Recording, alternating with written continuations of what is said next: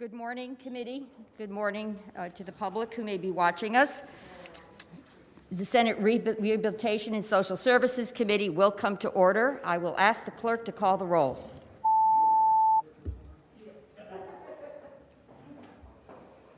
I don't have my thing up here. Your district number is 75, then your district number.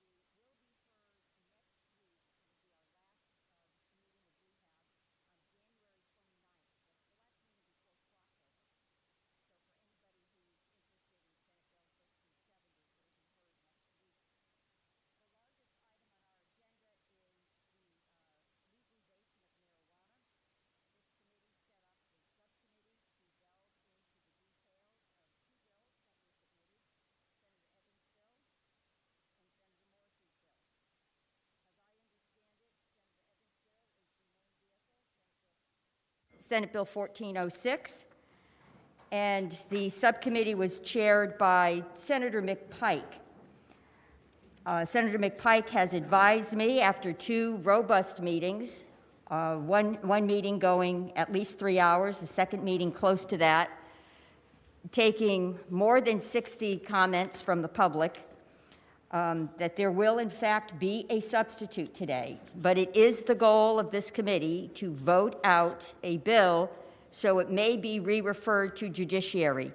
This is the beginning of a process, just the beginning. The Judiciary Committee needs to hear the bill, and then judiciary will re-refer the bill to Finance and Appropriations. So I'm going to ask Senator McPike to walk us through the substitute in the major areas that the subcommittee is making recommendations. The first one, I believe, is rolling Senator Morrissey's bill into Senator Evans' bill. Is that correct, Senator McPike? Madam Chair, that is correct. The subcommittee voted and recommended we roll Senate Bill 1243, Senator Morrissey's bill, into Senate Bill 1406 and be named as co-chief patron. And you've made a motion to do that? So moved. And there's a second? All those in favor, please signify by saying aye. That's a roll call vote. Excuse me.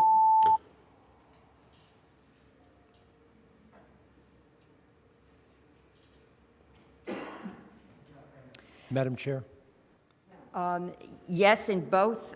So it would be Senator Eben, Senator Lucas, and Senator Morrissey would be the chief patrons on the bill. Senator Morrissey. Thank you. Very briefly, first of all, I want to extend my appreciation to the work that Senator McPike and the subcommittee did. Also, more than one senator came to me and told me that they took the time and effort to read the bill, and that I want to extend my appreciation for that. Madam Chair, you said something at the onset that is important for all the members in here to understand. There are going to be several iterations of this bill in its final form. They'll go to the House, there'll be amendments, and you said a moment ago this is the beginning of the process, and towards that end I moved my bill into Senator and rolled it into Senator Evans' bill. I can't tell you there's going to be continued discussions over the next month about this. I know that a lot of folks on the other side of the aisle have very strong views, and they will have an opportunity to make appropriate amendments and articulate their views. That's all I wanted to say, Madam Chair. Thank you. Thank you, Senator Morrissey. Okay, I am going to ask Senator McPike to start explaining the substitute. Thank you, Madam Chair. Senator McPike. And I'd ask if it's okay with the patron to have the clerk load up the substitute as well. I know it's a sizable one. It's a sizable original bill, and the staff have been working through incorporating some of this change. So, Madam Chair, as you indicated, the subcommittee met on Tuesday, January 19th, as well as Wednesday, January 20th. Over the 65 comments received from the public during that time, we took copious notes and really started to dive into some of the major areas to figure out how to incorporate some of those thoughts and comments. One of the primary policy questions to the subcommittee was the regulatory framework and agency structure. After reviewing the proposed framework of setting up the regulatory structure within ABC, after public comment, it was the strong recommendation of the committee to set up an independent agency. And a couple thoughts in that regards. It was nothing disparaging against ABC. However, I think the subcommittee felt that this was a different enough business line that would justify sort of an independent agency to take on the task, as well as focusing on the social equity goals and initiatives set out within the bill. Mr. McPike, I'm going to stop and do things a little differently since we're having so many major recommendations on this bill. I'm actually going to take a vote for each major area. So would you move, or would you make a motion that a new agency be established and note the name of the agency and ask that that amendment be incorporated into our bill? So, Madam Chair, I think we can certainly take the temperature of the committee for sort of each as sort of how we incorporated our motions in subcommittee, and frankly, I don't know the exact name that's been used in the substitute. I think it's really in concept the important thing. Well, Senator Eben has Senator Eben has the language there. Senator Eben has the name. If it matters, Madam Chair, the subcommittee had discussed using the name Virginia Cannabis Control Authority. Okay. So with a motion, I would ask that you make a motion that there be a general agreement to set up a separate agency named Virginia Cannabis Control Authority. Yeah, Madam Chair, I move adoption of the recommendation of the subcommittee. Okay. Senator McPike moves, and Senator Reeves, is there a second? Senator Reeves seconds. All those in favor? Madam Chairman, before we go on, Senator Cosgrove. Thank you. Is this actually this organization, Cannabis Control, actually going to be, oh yeah, sorry. Is this Cannabis Control organization really going to fall under ABC and their regulatory? No, this is a separate independent authority. Okay, separate agency. Wow, okay. Okay, let's, Senator Spruill. Senator Hanger's on this committee. May I have a sense of the committee? All those in favor of the motion that was just... Madam Chair.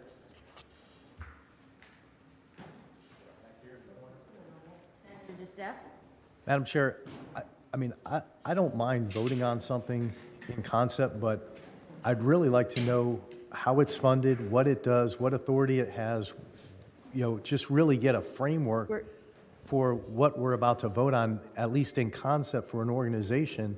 If you say we're going to vote on something just by giving the name of the Cannabis Authority, but you're not going to tell us how it's funded, you're not going to tell us what the charter is, you're not going to walk through anything, and we've got a 515-page substitute that we've had in front of us for 30 seconds.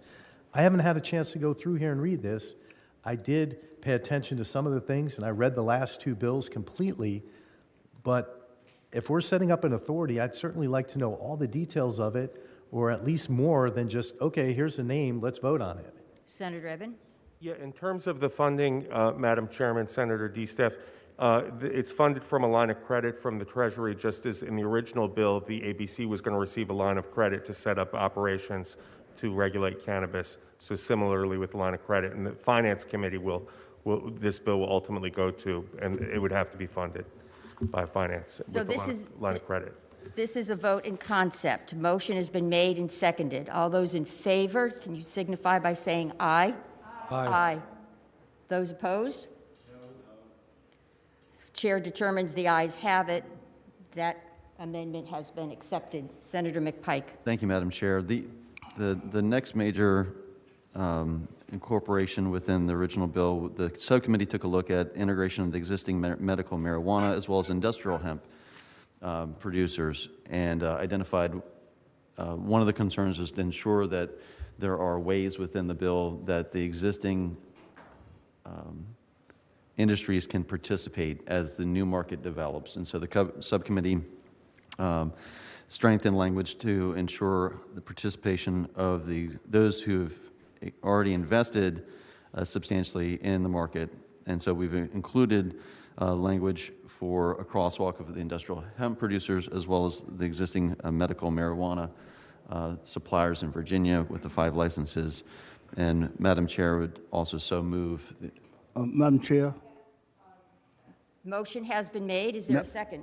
Madam Chair. Second by Senator Boysko. Senator Sproul.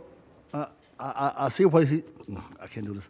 I see what he's doing, but I'm kind of like, I hate to say this, be like the step, my Lord. But I'm kind of like the step because I raised some concerns on questions as far as the minority hardened. I raised some questions on as far as participate in business, what have you. And we are moving on, and I have not heard anyone say anything that those things that was brought up by me at the subcommittee meeting as far as minority participating in the business, minority harm. I haven't heard anybody say, hey, this is in this bill. So we are moving stuff on, and those concerns that I had, they want us to answer those concerns. Okay, let's see if we have a response. Thank you, Senator Sproul. Senator Madam Evan? Chair. I'd like a response to Senator Sproul's question first, and then I'll take another question from the committee. Senator Evan. If I could just clarify, that was about the diversity of the agency or about which concerns specifically? That's what I was talking about. I don't know which part, but I'm saying, but we are pushing through the bills, and I have not seen, I'm sorry, Madam Chair, without going through you, I apologize. But I have not seen when you say, hey, those concerns that was brought up by anybody, whether it be anybody, I have not, and we say, you got it, but I have not seen anything when you say, hey, that concern you brought up as far as minority harm, this is what's in here. That concern about minority participating in the business, this is in here. I brought them up in the question, everybody heard my question about it, but I have not seen when we put it in there. There were provisions in the bill about social equity licensing to see that. I'm talking about my question that I asked, that the committee said that we will take care of. Senator Sproul, I am going to note your question, and we will get a response. I don't know, David May, do you, there's a social equity piece that Madam talks Chair. about equity in all elements, but I'll ask Mr. May. Go ahead. Madam Chair, maybe I could start while council's, if there's some specifics to look at, if that's all right with Mr. May, Madam Chair. Go ahead, Senator Thank you. Pike. I think the subcommittee's recommendations to Senator Sproul's questions were really 2 main components that we really arrived at, one of which is the independent agency. Because of setting up a new agency, we had the governor's team on board. They identified they were already integrated with their entire equity team within the governor's office to ensure that as this new agency is set up, because it's being built from the ground up, that this would be one of the primary components to ensure that the members of the team. The second part that the subcommittee recommended, which I hadn't gotten to yet, was strengthening the social equity language. And so I know that the subcommittee made some amendments in terms of historically black colleges, in terms of eligible applicant framework. Furthermore, the subcommittee recommended that where we have social equity applicant licenses that have been approved, that as over time those licenses theoretically could be sold, we wanted to ensure that those license accounts are preserved by the board. So one just doesn't transfer to a different company or a different corporation, but in fact, those licenses over time, the number and quantity that it's set out is sort of much like we do in affordable housing, in terms of preserving affordable housing over time. We wanted to ensure that those licenses are also preserved, Madam Chair. Thank you, Thank you, Senator McPike. Madam Chair? Excuse me, I'll ask David May if you have anything further you'd like to add. Madam Chair, yeah, that would be exactly correct, and just to help guide the committee a little bit at Senator Spruill's request. First issue would be when we added a couple of the extra criteria or components for being able to qualify as a social equity applicant. We added that starting on line 6891. So that's page 259. 6891 through 6894.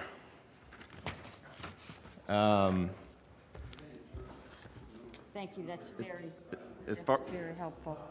As far as the other pieces to social equity, regarding the 5-year reservation of the social equity licenses, you can find that in the 6th enactment on page 512. And basically says that if a limit is placed on the number of licenses granted, any license granted to a social equity applicant is going to be reserved for a social equity applicant for that 5-year period, assuming that it's granted a social equity applicant and it's subsequently surrendered before that 5-year period is over. It can only be filled with another social equity applicant. And let's see. We also required at the end of that enactment, or towards the end, that the authority develop and implement its diversity, equity, inclusion plan, which is created by this act, by January 1st, 2023. So you're getting it 12 months ahead of when retail sales would actually occur. Give this some time for it to make sense. And then at Senator Spruill's request, we have also added language to each of initially 3, now 4 boards that require for all members that they represent I can pull the exact language here, but represent the diversity of the Commonwealth as far as ethnicity, gender, and so on. Madam Chair, I'm satisfied, sir. You can't go no further. Thank you, Senator Spruill, and thank you for the question. Madam Chair, back here in the corner. Senator Stewart, yes, and welcome. Thank you, Madam Chair. I'm just curious to make sure I understand this because I don't have the background you all have. But I heard Senator McPike talk about corporations. And I grew up in an area where we have a lot of minority farmers, and quite frankly, they were pretty good at growing pot. Do those folks have the opportunity to get into this, or is this just a corporate giveaway? Senator McPike, and then I'm going to ask David May. Senator McPike. Yeah, Madam Chair, that's a great question from Senator Stewart. This is something that both in the cultivation side, the manufacturing side, as well as retail side, one of the key things that the committee considered and wanted to ensure was participation by all markets. And so that's why also conceived in the bill, and one of the strong policy considerations before the body is whether you have sort of tiered licensing. This framework allows both tier, in other words, small at the cultivation side, the distribution, as well as retail side, as well as it does allow some vertical integration. And so that, one of the things we look to do is to ensure that existing farmers can participate. We did, in fact, have some public testimony from some small farmers as well that are looking forward to ways to participate in the cultivation market. Madam Chair. Thank you. One other question on this motion, and then we're going to take a vote. Madam Chair, this side. Senator Morrison. Brief statement, then a question of either Senator McPike or the patron. First of all, I would tell Senator Spruill that I'm absolutely committed when my bill was rolled in for this social equity component to ensure minority participation from the licensing through the cultivation, manufacture, distribution. Second, this is a question to Senator McPike or Eben. Right now, and as you mentioned a moment ago, there are already individuals who are involved in that process. In medicinal marijuana, there's a factory right here in South Richmond in my district called Greenleaf. I've toured it. They have all of the apparatus already set up. It is quite an operation, from growing the fledgling seedlings through to the actual retail on premises. How do we ensure that those individuals who have already had a leg up in the medicinal marijuana cultivation and distribution, as well as industrial hemp, that they don't get a head start on other minority individuals who want to participate in the process, given that they are leaps and bounds ahead already in this whole process? Senator Eben.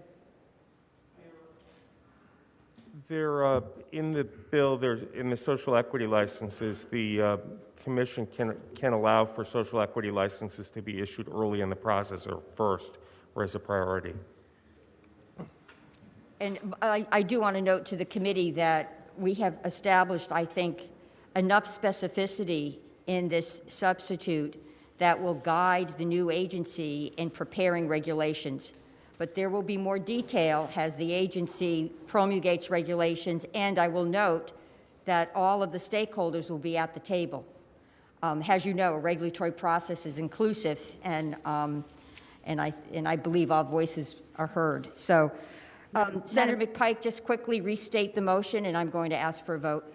So the motion is the committee's adoption of the integration of medical marijuana and industrial hemp provisions to ensure that existing markets can also participate in the new markets. And it was seconded by Senator Boysko. All those in favor of that amendment to our current bill, so it would be part of the substitute, signify by saying aye. Aye. Any opposed? No. Madam Chair, can you point Chair out determines that that amendment has been adopted. Madam Chair, can you point out what line or what section of the bill that is? I can't find it. Madam Chairman, Surville. Senator McPike? Surville. Surville. Madam Chair, Senator that's probably about 20 lines, 20 separate lines scattered throughout the bill, Senator D-Stuff. I mean, it changes things in many different places, and it's not possible to point you to one specific spot. And that's the way many of these changes work. But there was a substantial discussion in the subcommittee about this, and there was some concern about mixing together industrial hemp growers, medical marijuana, and recreational all into the same farms might create regulatory or compliance problems when they're not totally separate. That was some of the discussion, and that discussion will probably continue. That discussion will continue. Okay, let's go to your next area. Senator McPike? Thank you, Madam Chair. The other section that we looked at was strengthening the public awareness campaign.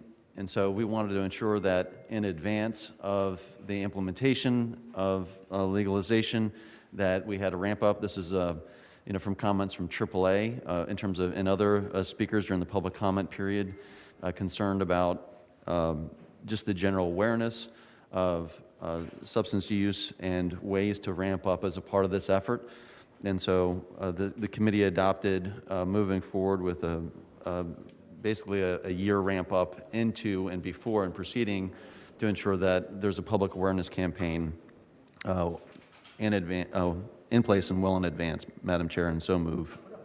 Okay, motion has been made about a public awareness campaign which would be comprehensive and reach all corners of the Commonwealth. Is there a second? Second by Senator Boysko. Is there any discussion on that? Hearing none. All those in favor of that amendment signify by saying aye. Aye. Anybody opposed to a public education campaign? No. Chair determines their ayes outweigh the noes. That amendment is incorporated. Senator McPike. Thank you, Madam Chair. The other elements for social equity, we touched a little bit. We sort of jumped ahead, but I will also indicate that the committee had recommended strengthen the language around social equity licenses. Additionally, the committee recommended setting sort of an enactment timeline 1 year in advance of the licensing process. That way, the new agency has, in fact, the team set up to help guide potential applicants a year in advance before the licenses and applications are actually received. So the small farmer that Senator Stewart just indicated who wants to participate, we actually have a team in place to help guide them on the rules, the regulations, the application process. If they needed help to participate in the equity loan fund that this bill also sets up, that there would be a team to help guide them. We were concerned that the way it could be the way the original bill was constructed, that basically licenses and applications were accepted, but really no real help in place for the existing farmers or those who want to get involved in the market. And so we had recommended and adopted the framework to ensure we have basically a one-year ramp up before applications are received, Madam Chair, and so move. Thank you. A motion has been made by Senator McPike, seconded by Senator Boysko, and it sounds like your motion really ensures there's technical assistance in place and there's, again, outreach, so individuals who would be subject to benefit from the social equity could actually, in reality, benefit. Any further discussion on that amendment? Okay, hearing none. Motion has been made and seconded. All those in favor of the amendment signify by saying aye. Aye. Aye. Is anybody in opposition? Okay, the chair determines the ayes have it. That amendment, that amendment is incorporated. Thank you, Madam Chair. Senator McPike. The next item that we took on was taking a look at, in relation to what was originally billed, the home cultivation. One of the comments of the subcommittee was to ensure that we also have a safety awareness and best practices for home cultivation. The committee felt that if home cultivation were going to move forward, that we wanted to ensure the Virginia did not experience what some other experience in other states in terms of fires in homes and other things. So sort of ensuring that safety awareness and best practices guide was also issued and made available to the public along with home cultivation, Madam Chair, and so move. Okay, motion has been made by Senator Chair. McPike, seconded by Senator Boysko. Madam Chair, over here. Senator DeSteff. So on the home cultivation, I've read in the other two bills, is this based on the amount, so in pounds or kilos, or is this based on the number of plants? If so, how many pounds or kilos? How many numbers of plants? Senator Eben. It provides for up to 2 immature plants and 2 mature plants. Immature plants being no more than 8 inches tall or 8 inches in diameter. Madam Chair, Senator Eben, can you please repeat that? I can't hear what you're saying. It's muffled. Sure. It provides for up to 4 plants, 2 mature plants and 2 immature plants per household, and they have to be reasonable precautions taken to keep them out of the reach of those under 21. Further, they can't be visible without the aid of binoculars. In other words, you can't have them in a easily accessible area. Further questions? Madam Chair, back here in the corner again. Senator Stewart. Thank you, Madam Chair. This is an area that concerns me, and I've not had a chance to really dig into this, but manufacturing in Virginia is currently a felony, as I understand the law. And will manufacturing, if you have more than 4 plants, still remain a felony, despite the fact that the General Assembly is going to legalize marijuana? We'll ask David May that question. Not a felony. I thought it was a misdemeanor, but Misdemeanor. You can find that language in the substitute on page 307, starting at line 8162. And what it says is, and we worked on this language as well to kind of clean it up a little bit. It says if you have more than your allowable 2 mature marijuana plants and 2 immature marijuana plants, but no more than 10 total, you're going to have a civil penalty of $250 for a first offense, Class 3 misdemeanor for a second offense, a Class 2 misdemeanor for a third or subsequent offense. Okay. Madam Chair, so the felony is being eliminated in Virginia. Are we repealing the felony in Virginia? Has that been done? Or is that going to be done as a part of this? Madam Chair, Senator Stewart, yes, it's being amended in this bill. We didn't change that in this subcommittee, but it is a part of the bill. Madam Chair. For clarification, it's just for this purpose, the felony is being eliminated. Is that your question, Senator Stewart? Just want to make sure I understand, Madam Chair, because it's currently a felony in Virginia. Unless this supersedes that or we repeal that felony, it will remain a felony outside of this bill. I just want to make sure that. And then the other question I had was, what is the offense if you sell it?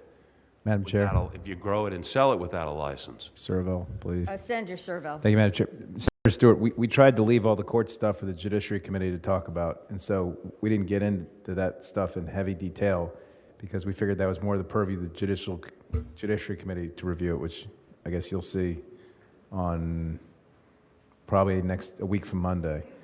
But I would also just note, at least in my mind, the way I view this is once this is legal, this should be viewed the same as alcohol in terms of, you can homebrew alcohol, you can make your own wine. My grandfather did back in Franklin County, and there's consequences for selling alcohol if you make it at home and don't tax it, et cetera. And I view it more akin to that once this has become legal. But I think that's really a discussion that's more for the Judiciary Committee than this committee.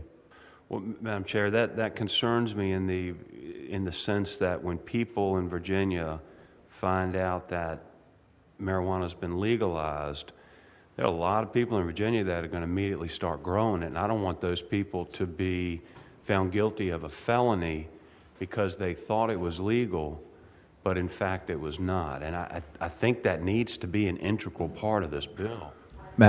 We appreciate that, and if there has to be a crosswalk back to other statutes that would normally be reviewed in judiciary, I would hope the Judiciary Committee would take that up. Madam Chair. Senator Servo. Thanks. And I also think that with regard to completing that discussion, it's going to require some discussion about enactment clauses and which parts of the bill become active at what times. Right now, I think a lot of this is delayed by 2 years, but some of it could be sped up, some of it could be slowed down. And the kinds of things you're talking about sort of interplay with that, I think. Madam Chairman? Madam Any Chairman. other questions on the home cultivation, the safety awareness and best practices? Madam Chairman, this is McDougall. Senator McDougall. Can Mr. May walk through, when we were in subcommittee, the pieces of how many plants and you could have over that 2 mature and 2 immature plants were not consistent? Did we get that fixed, and what is that stepped up process? David May. Madam Chair, Senator McDougall, what we did was there was no formal decision to stray from the initial rule. So what I did was I just cleaned up the language to match. So that's going to be, let's see.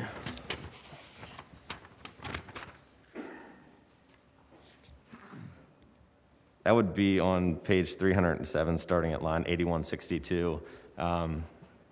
Like Senator McDougall pointed out, the language was a little bit ambiguous at first. So what I did was change it to be clear and say, for possession of more than 2 mature plants and 2 immature plants, but less than 10 total, which is regardless of whether it's mature or immature, and then laid out the penalties after that. So, Madam Chairman? Yes, Senator McDougall. So right now, the way it's written, you can't possess more than 2 mature and 2 immature, but there's no penalty unless you possess more than 10. Madam Chair, Senator McDougall, there is a penalty, but it's going to be a $250 fine up until you get past 10, and then once you do, once you get above 10, it's going to be a Class 1 misdemeanor. Madam Chairman, Senator McDougall. So if you have 4 mature plants, is there a penalty? Yes, the penalty for that, Senator McDougall, would be the $250 fine. Madam Chairman, that was not the way the original bill was drafted. That's why I was trying to make sure we got it fixed. Okay. Madam Chairman, but while I'm at it, I know we're trying to move this through very quickly, but the bill has doubled since it was in subcommittee. And I mean, it's. I do understand that. And so, and when I heard Senator Servell indicate that we probably were not taking this up in courts until 2 Mondays from now, I just do have some concerns if the Madam Chairman is pushing this for a final vote today without us being able to actually go through and read it. So, and I understand that I might not be able to impact that, but I do think it's pretty important if we're making a lot of language changes, which it looks Madam would be Chair. hard to be able to read it. I do appreciate your Madam comments, Chair. Senator McDougal, but I just want to remind you that, again, it's going to be before 2 other committees, and I expect you're not going to hear it in judiciary within the next 5 days. Madam Chair. But thank you. Senator Servell. Thank you, Madam Chair. I believe the plan is to have it heard in Crim Sub next week, which I believe Senator McDougal serves on, and then full judiciary the following Monday. So you're going to get 2 more looks at it in committee before it gets even to finance. And I do thank you for the comment, Senator McDougal, and I again want to reiterate that the task of this committee is to look at the regulatory permitting and retail cultivation aspects of the entire legalization question of marijuana, but it is not our purview to get into all of the judiciary questions that will come up regarding Madam Chair. penalties, courts, et cetera, et cetera. Madam Chair. And then Senator Kiggins. Is the penalty for selling it without a license a judiciary issue, or is it this committee's issue? Well, when we're getting into penalties, frankly, I would defer to judiciary. We Okay. are making a recommendation in this. Let me be clear. There are recommendations in all of these areas in this substitute. But I am expecting judiciary will review those areas and feel free to, they may change our recommendations. What is the recommendation? And I apologize, but again, I don't have the background on this that you all do. I appreciate that. For selling it without a license? David May. Madam Chair, Senator Stewart, you can find that on page 308 of the substitute, starting at lines 8179, and it provides that if any person who is not licensed sells, gives, or distributes marijuana or marijuana products, except as being licensed under the subtitle, then that person is guilty of a Class 2 misdemeanor. Line 308, 8179. page 3, right. Madam Chair. I had called on Senator Kiggins. Thank you.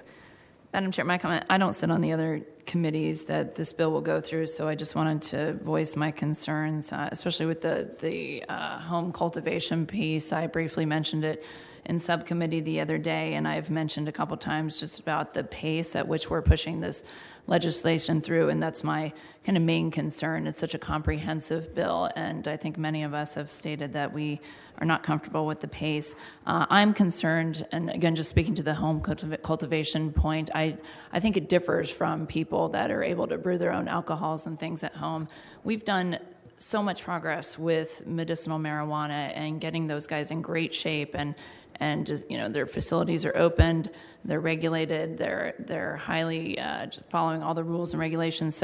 So if we allow people to cultivate it in their homes, I'm concerned for that community. Not only are we going to have it legalized, so we'll have it open for retail sale, and now we're letting people grow it at home. So my concern coming from the healthcare world is, what's the incentive for my patients who I want to receive medicinal marijuana and the benefits that provides from actually being able to utilize that in the proper way, and then letting that industry succeed. Those guys are just opening their doors. We've worked so hard for 2 years to get that in place the right way. So we briefly mentioned, maybe doing this in sections, and I think, you too said there's a lot of different components to this. So I would love to see that home cultivation piece maybe put aside for another discussion, another day, focusing on, we've got medicinal in place. How are we going to open the retail side with all these rules and regulations, and then maybe move forward to home cultivation? I wanted to go back also to the medicinal program. I was wondering if the sponsor could explain how the bill includes medical operators and ensures patients will still have access to medicine. And I don't know if this is the right time to go back to that. It is the right time. Senator Eben. Yes. The bill specifically says that any medical operator that gets into the business has to make sure there's adequate inventory for their medical component. These medical operators have invested some up to $30 million to set up their operations, and it allows them to participate so that they're not overrun or that their business is not all taken away by the retail operation. But it specifically says if they want to get into the retail side that they have to make sure that they meet the needs of the medical patients. Is there any way to hear comment from the medicinal provider community at this point, or are we not taking comment today? No, we're going to work through this, and before we actually take a vote on the substitute as a whole, I will take public comment, and I'm glad you brought that up. Anybody who has already spoken to the subcommittee, as I mentioned last week, we will not be hearing comment from individuals who testified in front of the subcommittee. If somebody did not testify in front of the subcommittee, you're welcome to testify to this full committee. You will get 2 minutes. An organization that may have testified in front of the subcommittee may also testify in front of the full if you're representing an organization, and you too will get 2 minutes. So we will try to keep this moving. And I do want to note, individuals who have more comprehensive comments, if they want to refer us to research sites, an email will be set up and posted. I think it's going to be on our Senate site. Is it?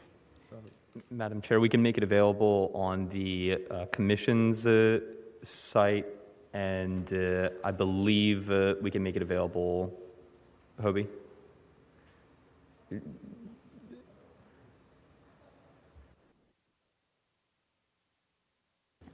I'm going to be tutored on where it will be available.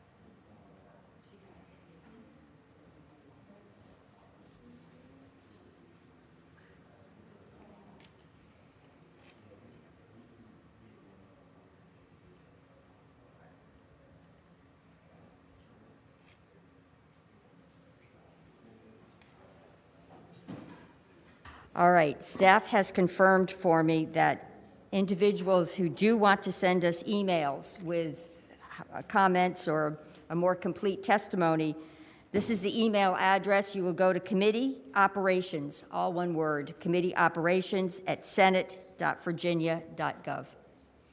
Madam Chair. And members of the committee that will be hearing the bill will all have access to this email. Was I called? Madam Chair, Senator DeStef. I've read the section on home cultivation that starts on line 8162, and I'm not clear if it's per person over 21, so 2 mature, 2 immature plants per person over 21, per household.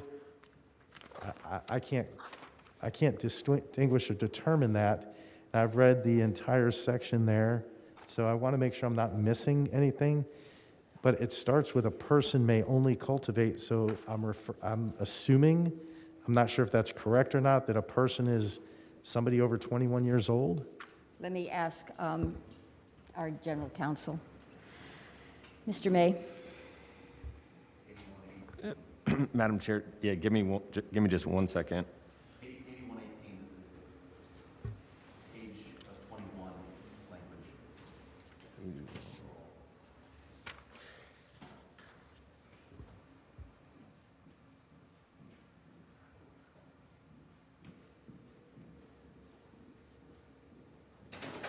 Madam Chair, Senator DeStef, so the limit is per household. You've got to be 21.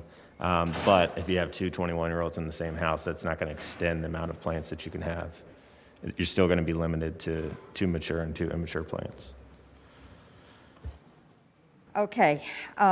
Lots of questions on this, and thank you, Senator Kiggins, for bringing up the comment question. All those... Madam Chair? I'm else is left? Stewart in the back again. I'm sorry, Senator Stewart. Is the committee amenable to considering allowing that to be per person instead of per household? Speaking practically, if you've got, people who are roommates, that's a difficult situation for them, and you're setting them up to get in trouble. This is what concerns me about this, and I wish the committee would consider this and consider these, rather than imposing these misdemeanors, just making them civil penalties. If you're going to legalize it, and don't make it a criminal offense under any circumstance. Senator Stewart, my preference would be to go with the subcommittee's recommendation. If the Judiciary Committee chooses to go down the path you just suggested, then that would be their prerogative. Madam Chair, Senator Sproul. the one point he brought up about household instead of individual person. Suppose that you have, I got a roommate, and so, and I've got 2, 3 kids, or what have you. I like Senator Stewart's idea about making it per household instead of an individual. Is that a possibility we can do that? I would prefer to have that done in judiciary. So, Madam Chair, this is Senator McPike. Senator McPike. So there was, public comment and also research done in other reports on this, and what other states had found is sort of I think the way the administration and the patrons set out to make it simple, it's because it's simplifying enforcement. And I think if Senator Stewart wants additional quantity of plants, that might be a solution for consideration. But the issue in other states was them coming into houses with like 20 plants, like, real cultivation, and basically they're like, well, that's my other friend Jim's plants, and this is my, they started to go through, oh, they live here, which they didn't. And so people got really creative in other states about how many people were staying there, and sort of a per-person rule became really problematic for other states. And there are some other issues related to homegrown that we haven't really ventured into. So at this time, let's go with the motion before us, which I believe you said it was line 71889 on the safety awareness and best practices, Mr. May. Madam Chairman, after you get to that, I'd like to make one other, probably a motion on the homegrown, because I think you hit on something very accurately. Madam Chair, just to clarify, we're jumping back to the guidance for the home growers, right? Yes. Okay. You can find that in 2 places. So the first place is going to be in the section on the powers and the duties of the board. That can be found on page 256.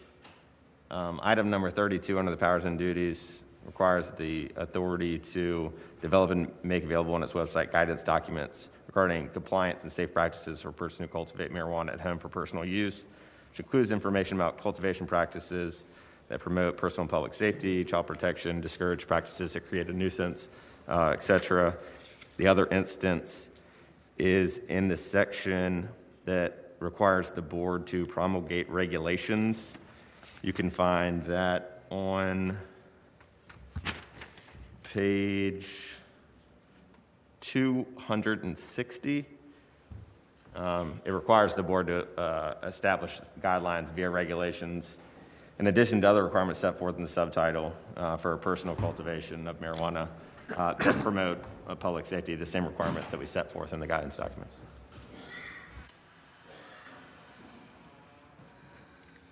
Senator McDougall. Madam Chairman, you might not like this motion, but I'm going to move that we eliminate homegrown from the bill. I think that the discussion that we had in subcommittee, Senator McPike raised a number of issues. I live in a rural area. Senator Stewart has a rural area where people farm. It's no problem if you have it outside on your farm. But if you live in an apartment complex that has 1,000 other people in it, creates lots of safety issues. There's lots of issues about possession, enforcement, regulatory. we have time to get that done before this would be legalized. The important thing to make sure that I'm not in favor of legalization, but if you are, the important thing is to make sure the regulatory side is done for the people having licenses so they can get that up and going. So my motion is to eliminate any reference to homegrown out of the bill and move forward with just the licensure part through the newly created entity. I second the motion. Substitute motion by Senator McDougal and seconded by Senator Kiggins. On our parliamentary procedure, I believe I vote for the substitute motion first. Is that correct, Mr. May?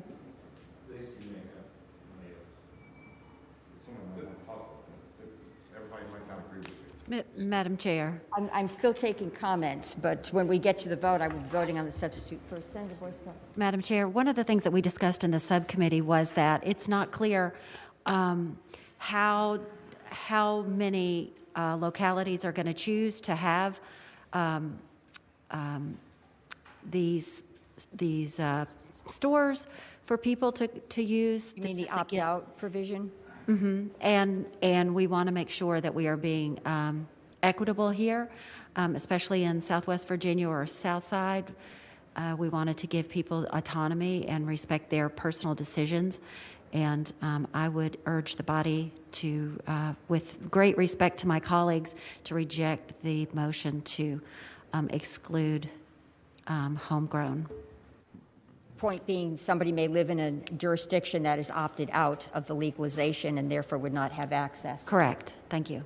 Madam Chairman, to be clear, it's not my anticipation that this topic would not come up and be voted on by this body, just not at this time in this bill.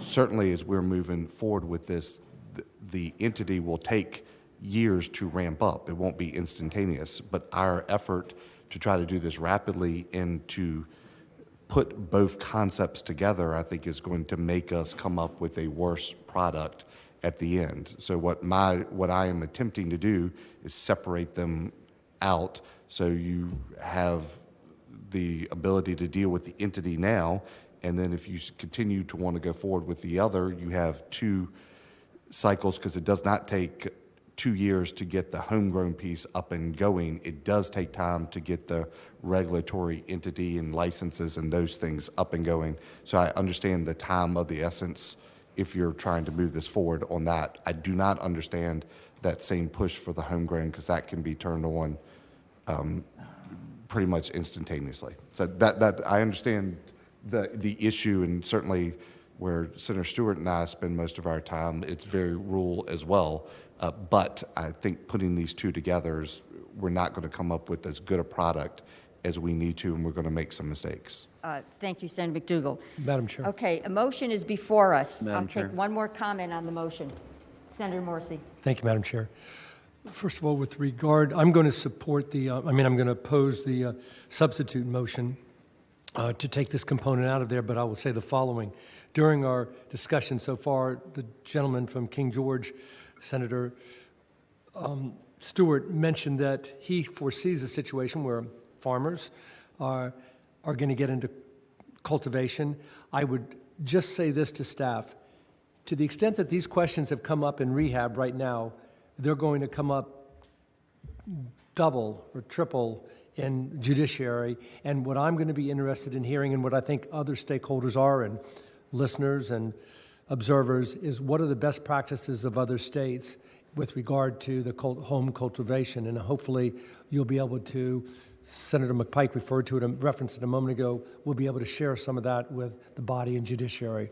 There's a staff person, Brad Copenhaver, on the phone. I'll ask Brad to give a brief update of best practices, and then we will come to a vote on the substitute.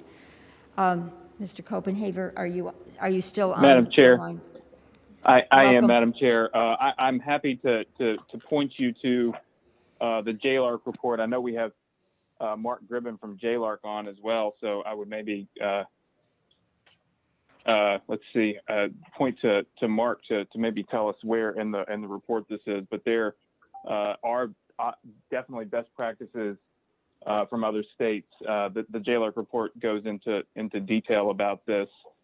And I'm sorry, I don't have that information right in front of me right now, but JLARC may be able to offer something. Is there a representative from JLARC on the call? Good morning, Madam Chair. Good morning. Welcome. If you just, thank you. If you just give me 1 second, I'll pull up that appendix. I'm on the appendix. It is in the JLARC report. We have an appendix, appendix G.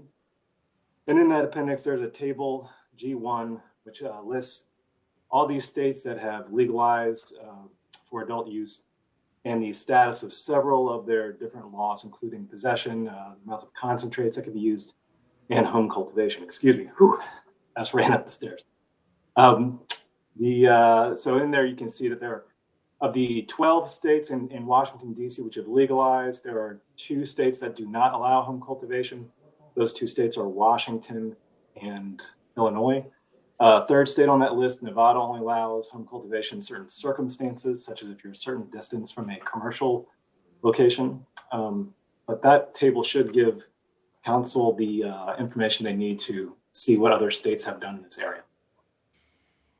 Thank you. Again, I just want to note that Senator McDougal's motion is to not permit homegrown at this time. It's not a flat out never.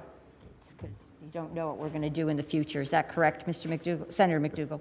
Madam Chairman, I'm not necessarily in favor of the whole concept of legalization, to be candid, but I think in this bill, we need to focus on the authority and making sure we're doing the licenses and the interacting between the other pieces.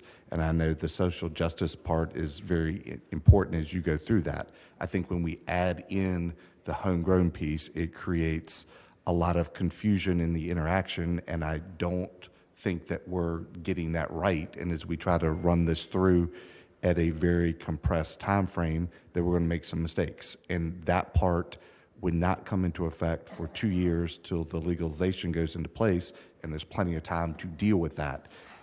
I understand the need to deal with the licensure piece rapidly because you have to get that up and going, and there's work that needs to be done in advance. So that was the reason for separating them out. Okay, which would, again, colleagues, it would put off any passage of that homegrown provision for this General Assembly session. The substitute is before us. Will the clerk open the roll?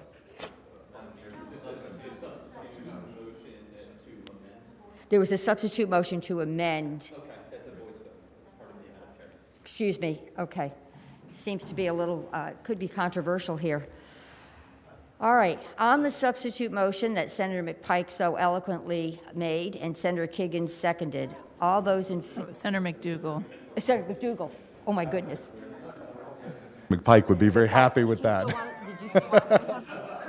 Madam Chair, just to the committee's posture, as I understand it, is now to McDougal's substitute motion, which is to remove home cultivation from the bill.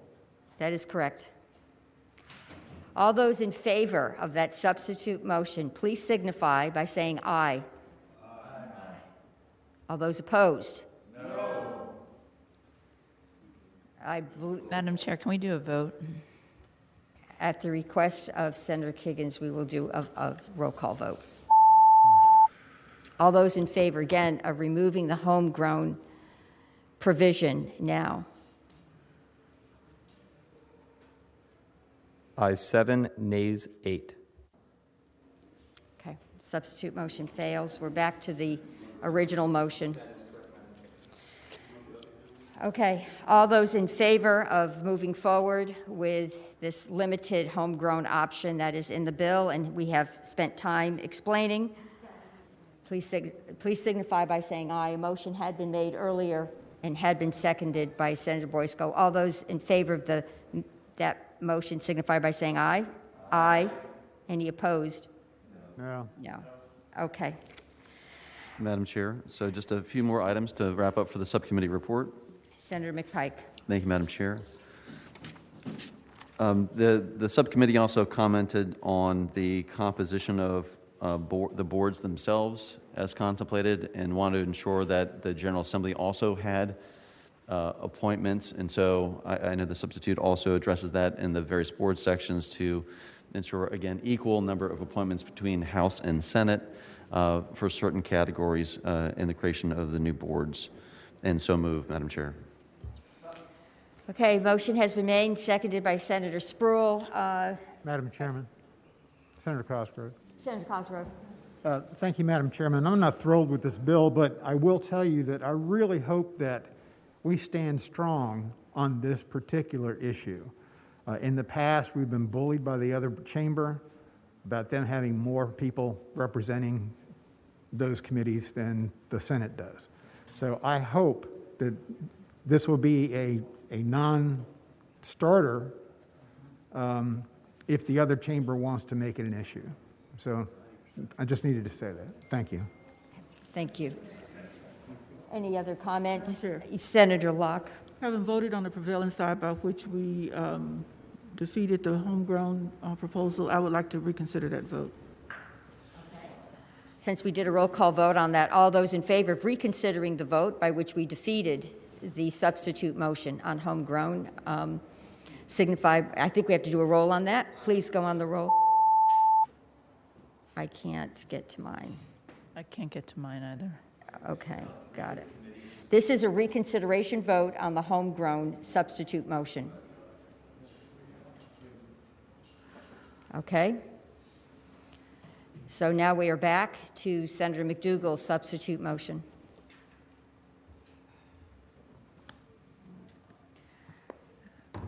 We did a roll call vote on that original substitute motion. It is the prerogative of the chair to ask for a roll call vote on this one.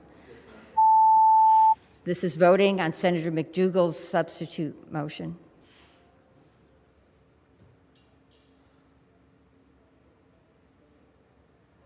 Ayes 5, nays 10.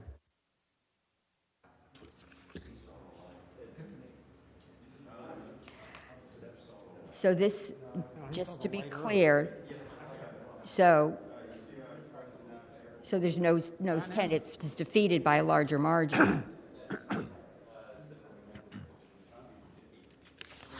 Okay.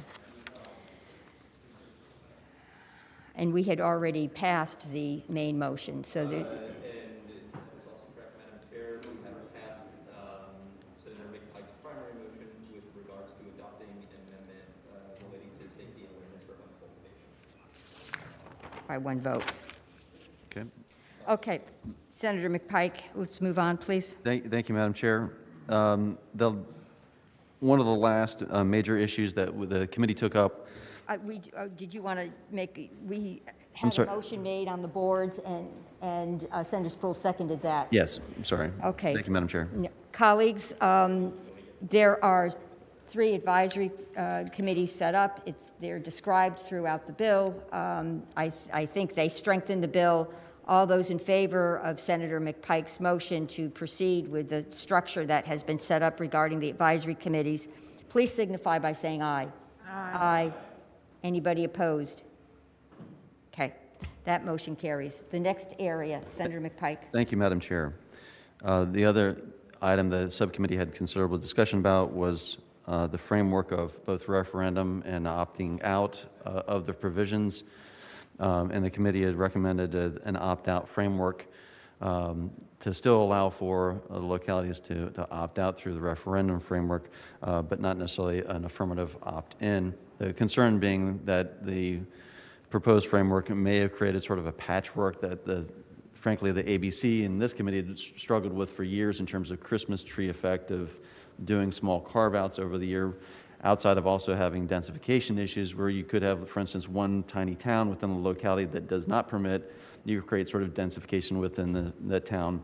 Additionally, there's concern with the original structure that, frankly, some of the social equity licenses would not be able to, say, participate in many of the localities if there was only an opt-in framework from the get versus an opt-out. And so we did make recommendations for the opt-out structure within this bill, Madam Chair, and so move. Okay, motion has been made and seconded. Madam Chairman. Just one quick question. Jurisdictions could opt out, and that's otherwise, if they don't opt out, then legalization would take place in their jurisdiction. Is a referendum needed to opt out, or is it optional?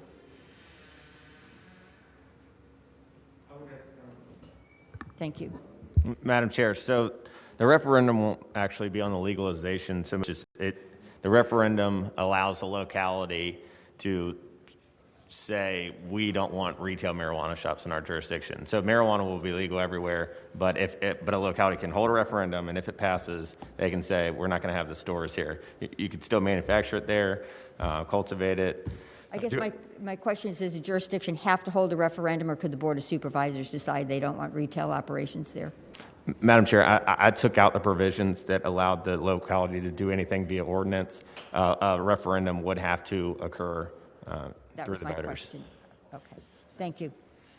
Thank you for the clarification. Senator McDougal. Madam Chairman, since we had the subcommittee, I've heard from another number of my localities expressing some extreme concern about this. And so I know that we had a robust discussion in subcommittee about it, but I do think it needs to be opt-in instead of opt-out, and certainly the law will go into effect, and it will be legal in jurisdictions for a period of time before a referendum could even be held by the locality to determine whether they want to opt out. And I have some concerns about whether then a jurisdiction can take away that right without it being a taking once it's vested and somebody's established a shop. So I think de facto, if we pass this the way it's been described, it will in essence mean that these shops can locate in every jurisdiction regardless of whether that jurisdiction would like it.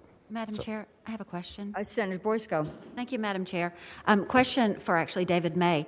Would the localities be able to have their referendum before everything goes into effect, or would they have to wait until the finalization of the ability for the retail sales?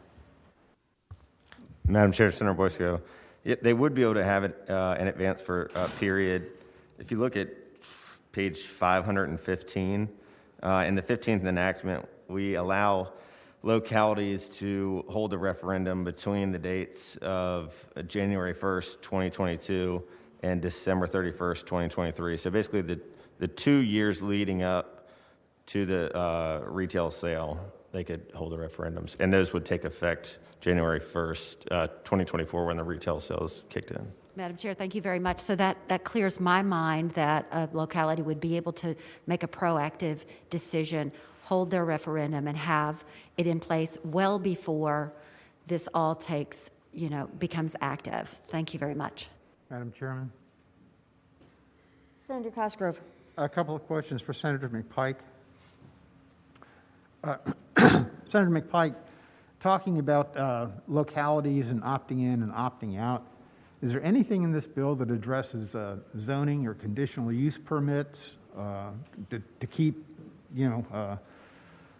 localities from putting in these next to a city dump? Yes.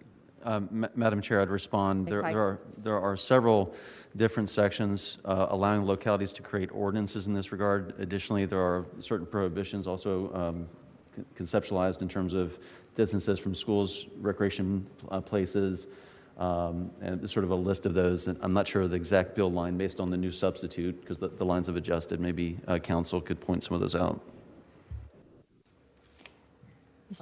Madam Chairman, that's okay. The other question I had is, if each locality is going to have a referendum, who's going to author the verbiage of that referendum? Senator Cosgrove, could you restate your question? Are you concerned about the cost? Madam Chair, I'll respond to the question, which is the verbiage of the referendum is in the bill. Okay, thank you. Okay. Senator Cosgrove, are you satisfied that your questions have been responded to? Yeah, Madam Chairman, I have just one other question. I don't know if you want me to wait till after No, go Senator ahead. Pike is done. Go ahead. We'll respond to this topic. All right, thank you. Sort of. The financial abilities of these businesses, possession of marijuana is still a federal offense. And these shops cannot legally accept credit cards issued by an FDIC financial institution. Does the bill contemplate setting up any type of cash-only receptacle or a Virginia chartered bank that is not FDIC that can issue credit cards? Senator Eben? The bill does have some language saying that no Virginia credit union would be prohibited from banking a marijuana business. It also clarifies that they don't have to.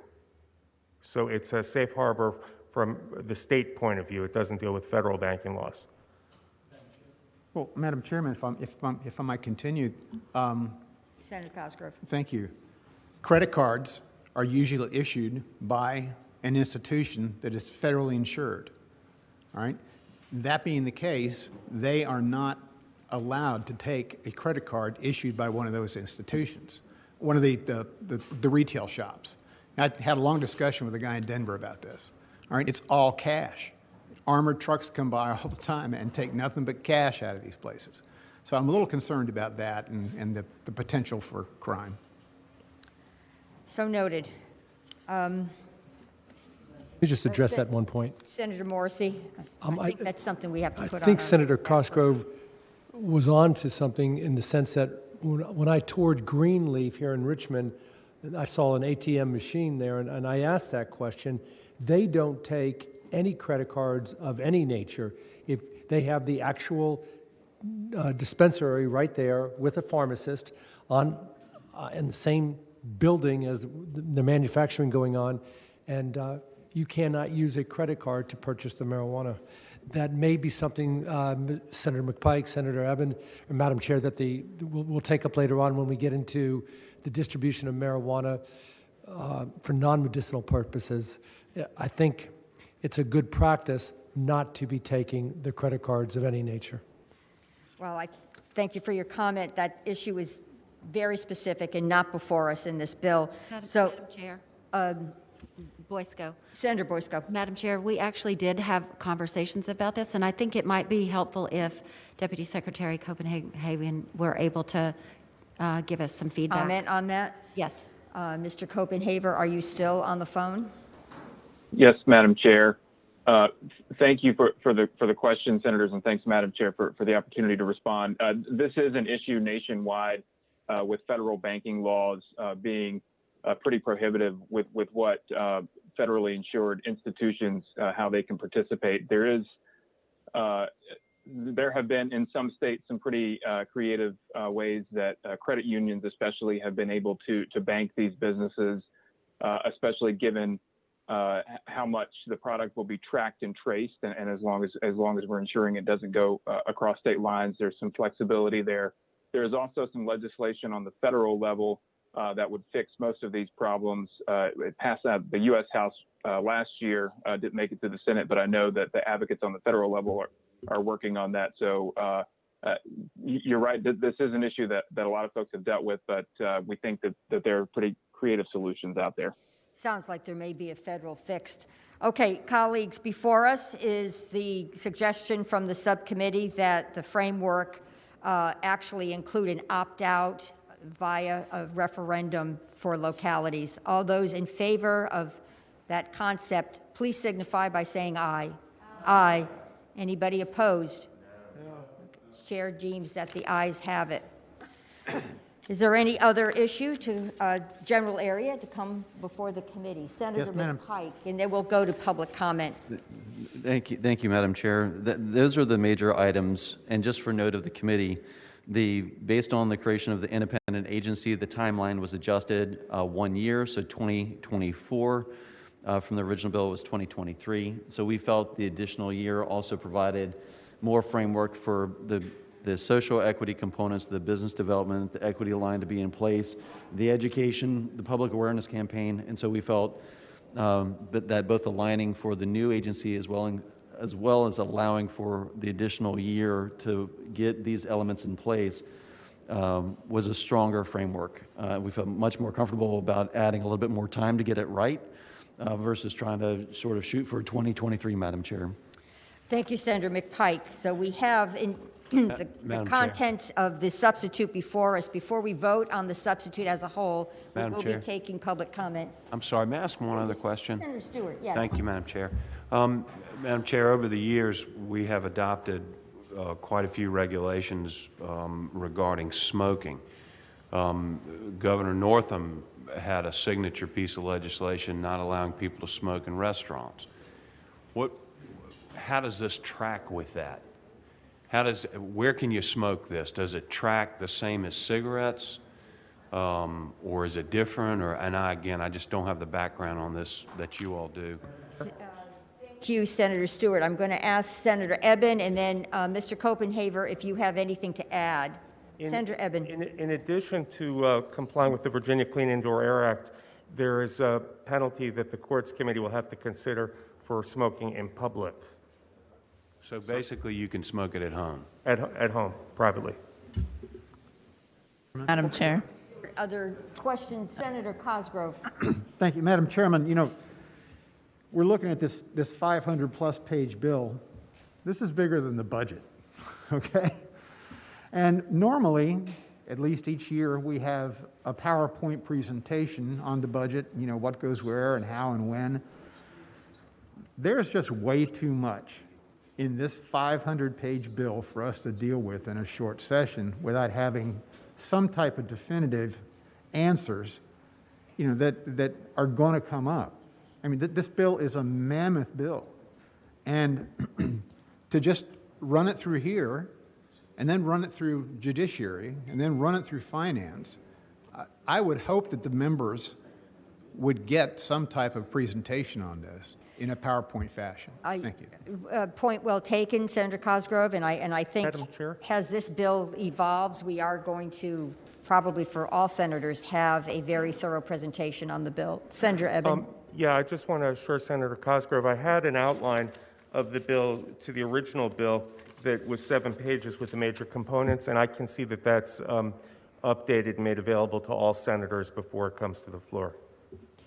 And I certainly will talk to leadership and see if maybe a PowerPoint can be made available as well. But thank you, Senator Cosgrove.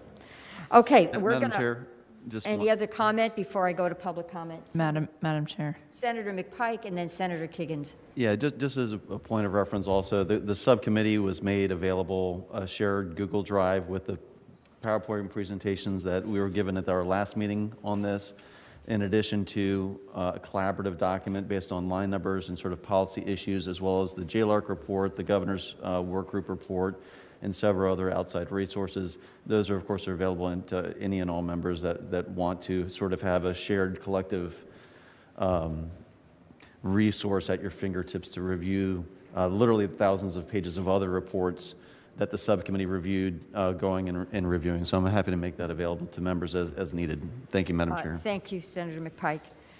Okay, let's open. Senator Kiggins, I apologize. Sorry, I have a question. This may be a better question for council, but section 4.1-700 about exemptions from licensure. I was just wondering how specifically lines 315, 7315, 7316, how does that impact medicinal and hemp industries? And can you just clarify that section for me? 73, well, it starts at 7307, exemptions from licensure, but specifically after nothing in the subtitle shall be construed, so 314, 315. Madam Chair, Senator Kiggins. Mr. May.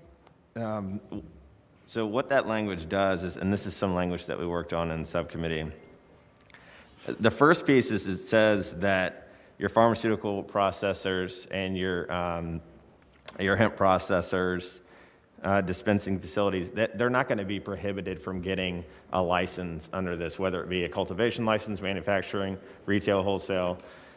This clarifies they can participate in this market.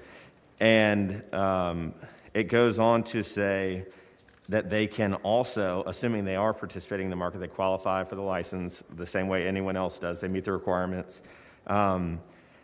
Those specific licensees can operate on the same premises as their license underneath this subtitle, also their pharmaceutical processing facility or their hemp processing facility, because there's another provision that prohibits everyone else from doing anything else there.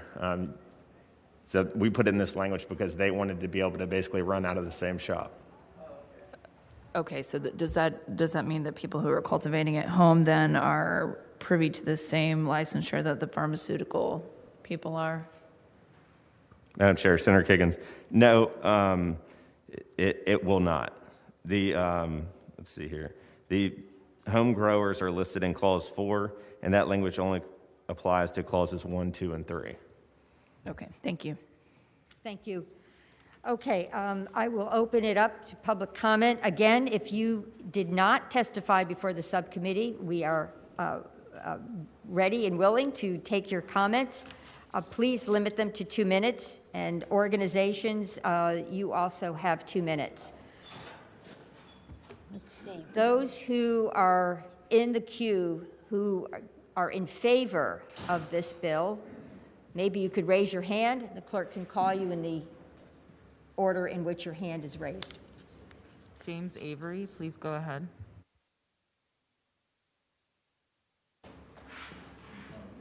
I think Miss Abdi, okay. Thank you, Madam Chair. Can you hear me? Yes, we can hear Okay. you. I'm a visiting assistant professor at UVA of medicine, co-director of the American Academy of Medical Ethics. I'm triple board certified. I'm a fellow in the American College of Physicians, the Chest Physicians, and the American Academy of Hospice and Palliative Medicine. You know, my seeds for being here and for listening to these discussions the last 2 hours was I was asked to be on a medical committee exploring marijuana about 3 years ago.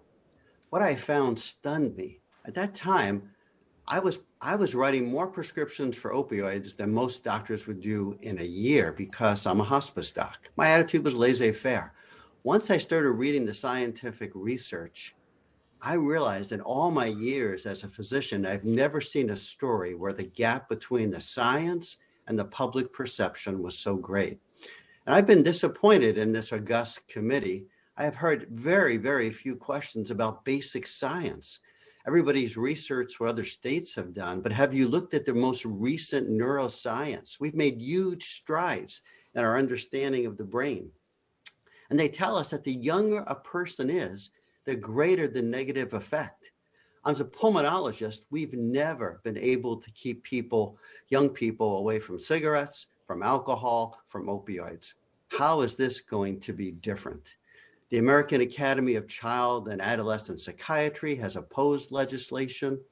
Look at teen-directed marketing for marijuana in Colorado and other states. The reasons are so clear. Large corporations want profit. I mean, look at what big tobacco and big alcohol did. Hook them when they're young. They have a customer for life. I've worked in emergency rooms. I've taken care of many car accident victims. THC in the studies causes impairment in every critical skill set associated with driving a car. We don't have the equivalent of a breath analyzer test. To make matters even worse, marijuana impaired drivers seem to underestimate their level of impairment more than alcohol impaired drivers. What that reason is that their cognitive effects wear off quicker than the motor effects. How are you going to keep other drivers safe? Mr. Avery, I'm going to have to ask you to conclude in the next 30 seconds, please. Yes. As a physician, I've seen the disproportionate havoc that alcohol, nicotine, and opioids have had on the poor, minorities, and my patients who are disadvantaged. It's going to be the same with marijuana. I would encourage you to think about the poor, the disadvantaged, to think about science, and don't let tax revenues, don't let profit, don't let personal freedom assertions prevail over medical science. Let's be the party that backs science, a committee that backs medical science, not a committee that is out for these other things. Thank you, Madam Chair, and the whole committee. Thank you, Mr. Avery. Appreciate your thoughtful remarks. Next. Nagista Abebe, please go ahead. Good morning, committee members, and thank you for the opportunity to comment on behalf of the Virginia Medical Cannabis Coalition. I just wanted to chime in on the issue specifically of medical inclusion and say, while we appreciate the current progress towards addressing ensuring that the medical industry continues to persist, we do think that there is still some room for improvement and clarity in the process, I do want to also put forward that the medical processors currently active have already participated in a very expensive competitive process based off of the licensing regime that the General Assembly had passed previously. And so we believe that we put forward a friendly amendment earlier this week that allowed for co-location in a way that did not undermine the social equity goals and priorities of this program. I do think it's also important to remember the issues of health equity as we come out of a year where a pandemic has disproportionately impacted marginalized communities, and where we know that cannabis as medicine is necessary for Black and Brown Virginians who are disproportionately impacted by diseases that benefit from treatment with cannabis, whether it's PTSD or multiple sclerosis. So I just want to put forward that as we continue to work out how we address medical inclusion and adult use, that we clarify some of the points in the process to ensure that, again, health and patient outcomes are not compromised, and that we are also supporting those social equity goals. Thank you. Thank you so much. And again, this is just the start of the process. Next speaker. Fernando Winnigan, please go ahead. Fernando, are you in the queue? Yes, sorry. Can you hear me? Yes, we can. Okay, thank you. Good morning. First, I would like to thank this committee and the work you're doing and for the opportunity to speak this morning. My name is Fernando Winnigan, and I'm a board member of Cannabis Equity Coalition of Virginia. That's CECVA. Our mission is to advocate for policies that strongly support social equity in Virginia's cannabis industry legislation. And one of our main goals is to advocate for the automatic expungement for Black and Brown people who have been so negatively and disproportionately affected by Virginia's criminalization of marijuana. There are many other areas of social equity we need to address in this legislation. We should take our time and get this right. Before closing, I would also like to thank Chelsea Higgs Wise at Marijuana Justice and the ACLU for the hard work they are doing in this area. Thank you for your time. Marty Jewell, please go ahead.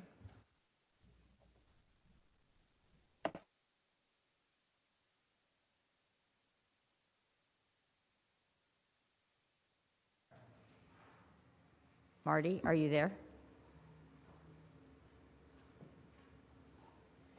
Sean Cardwell, please go ahead.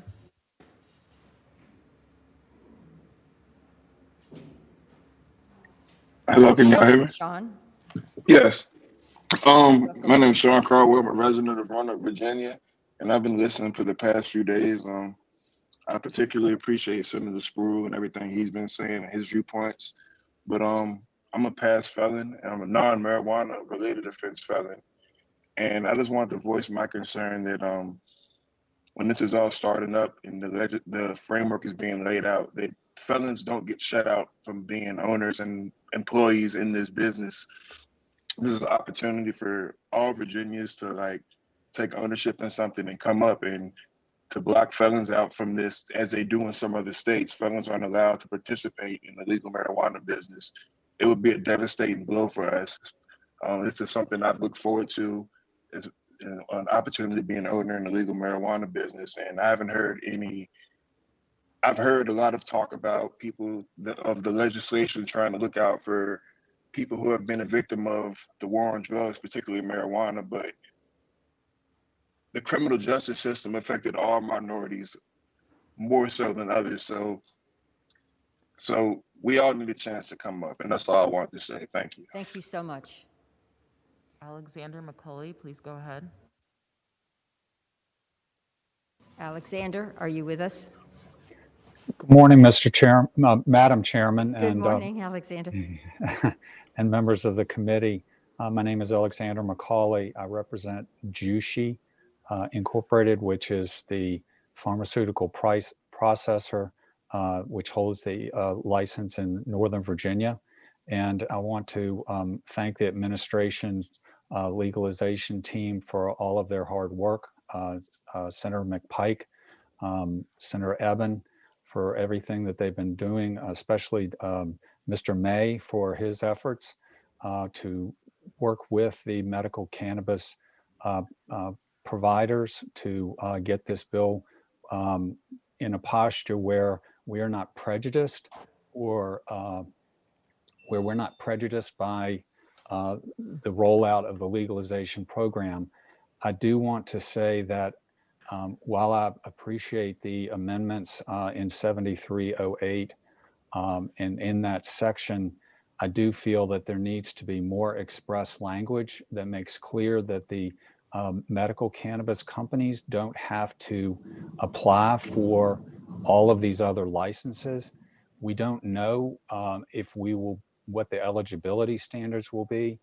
And so we still feel that there should be a specific license for us called a co-located facility license. We have had extensive discussions with Senator Evan about this, and we're going to keep talking to him, and we are very much appreciative of all the time and energy has been devoted to our concerns here. And finally, I just want to flag for you that the hemp issue is a big one, and there needs to be very strict consumer safety and product safety standards on hemp, so that we don't have different standards for hemp and marijuana. Thank you. Thank you, Alexander. Colleagues, we have 11 more speakers. We are going to take them all, and then we'll have a vote. Clerk, please call the next speaker. Yes, Madam Chair. Marty Jewell. Good morning. Good morning, Marty. I am so sorry. I lost my page just as you were calling for public comment. I'm Marty Jewell with Cannabis Equity Coalition of Virginia, and former city councilman, City of Richmond. We are very concerned about the percentage of tax revenue that would go into the Community Reinvestment Board. We're calling for 70%. The governor's calling for 30%. And this is in line with the arrangement that state of New Jersey has done, that those dollars should go back significantly in communities impacted by over-incarceration, loss of rights. The Black community is in economic freefall. And this money would go a long way towards at least beginning to construct a floor economically. The Pew Research Center tells us that during the 2008 crash, Black communities lost 45% of our businesses and 50% of our collective wealth. And we're the last ethnic group to recover. And lo and behold, here comes the pandemic. And so the middle class is shrinking, the lower income folks are struggling, and folks in poverty are in free fall. And so we're urging you to consider the value of that fund, the Community Reinvestment Fund, and that it would go a long way towards amelioration. We're also concerned about the staffing of the Community Reinvestment Board, and would like to have a way to input into that process. Okay, well, thank you. And we will ensure that as many stakeholders as possible will be involved in the advisory committees and the regulatory process. So thank you for your comments, Marty Jewell. Thank you. Next. Please go ahead.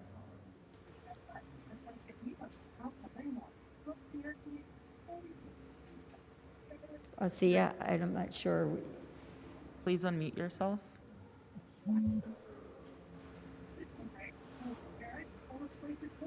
Marius McCrae, please go ahead. Can you hear me? Yes. All right. I'm Maurice McCrae of Welcome. And how you doing? I'm with CECVA too. And I do support this bill legalizing marijuana in Virginia, but I am concerned also that majority of the tax money collected is not going to be properly allocated to the Black and brown community or all across Virginia. I am also concerned that the board, the reinvestment board, I think Senator Sproles mentioned that he wanted to make it look like most of Virginia. I would prefer that it would look like and make up the people it represents, the Black community, minorities. So the money could be allocated, the decisions of the money allocated would be made by the community itself. That's all I have right now, and I appreciate your time. Thank you. Faith Appreciate your Paisley. comments. Thank you. Faith Next Paisley, please unmute yourself.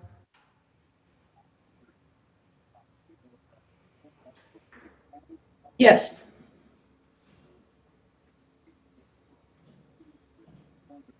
I'm sorry, we can't hear you.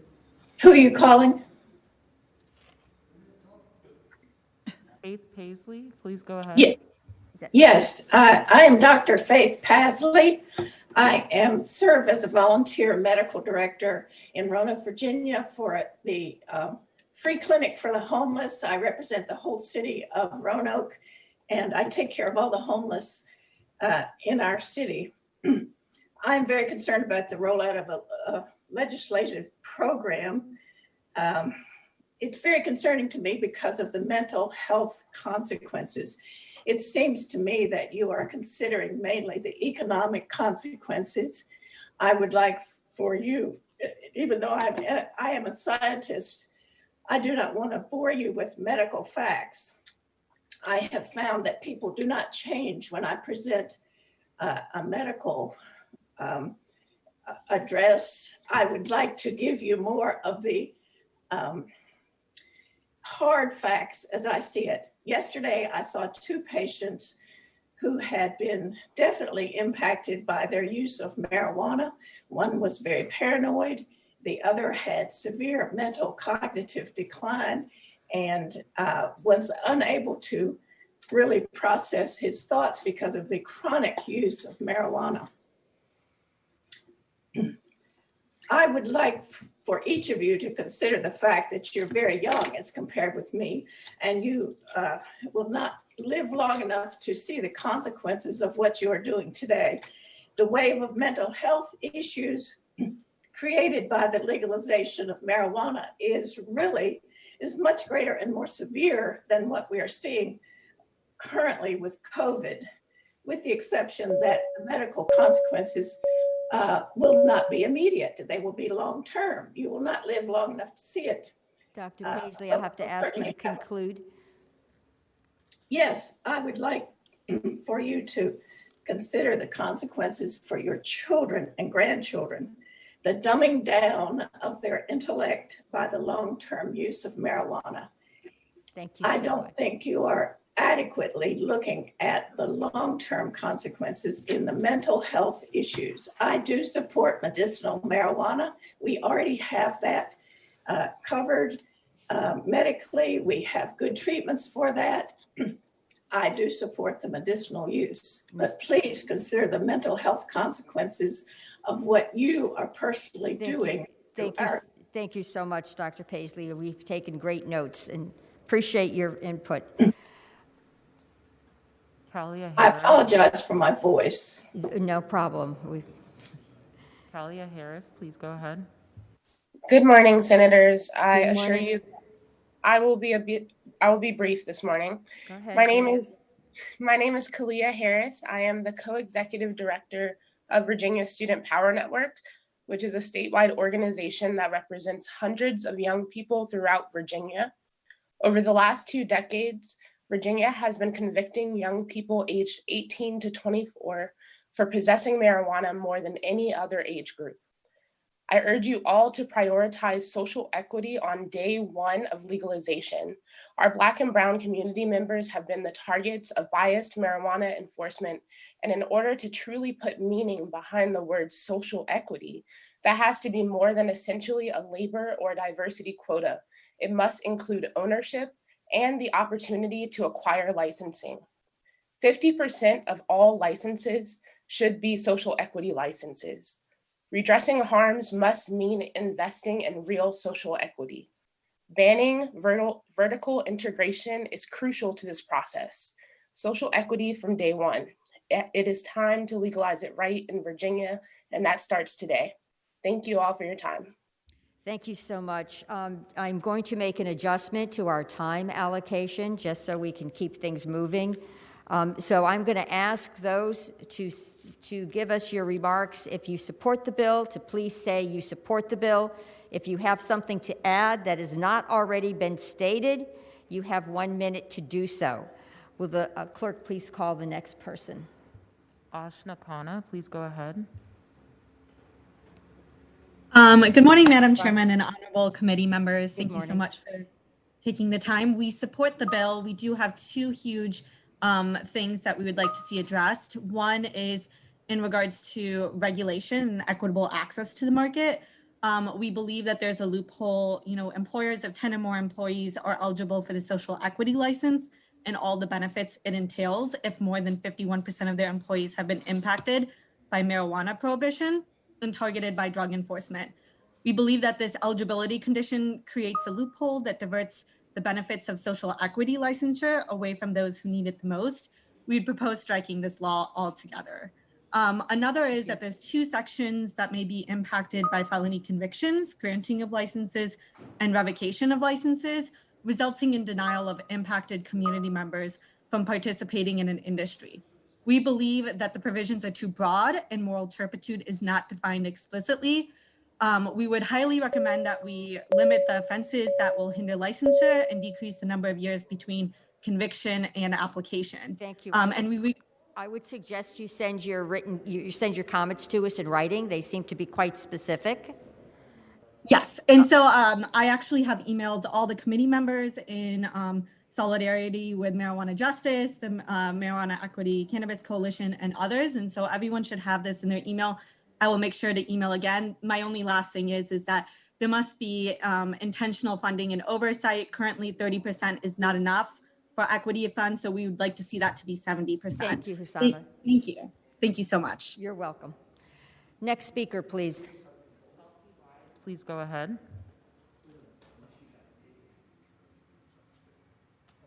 Again, if you support the bill, we are happy to just hear you say, I support the bill. And likewise, if you oppose the bill, we're happy to hear you say you oppose the bill. I guess brevity is what would be most helpful to the committee unless you have something different to say that has not already been said. Great.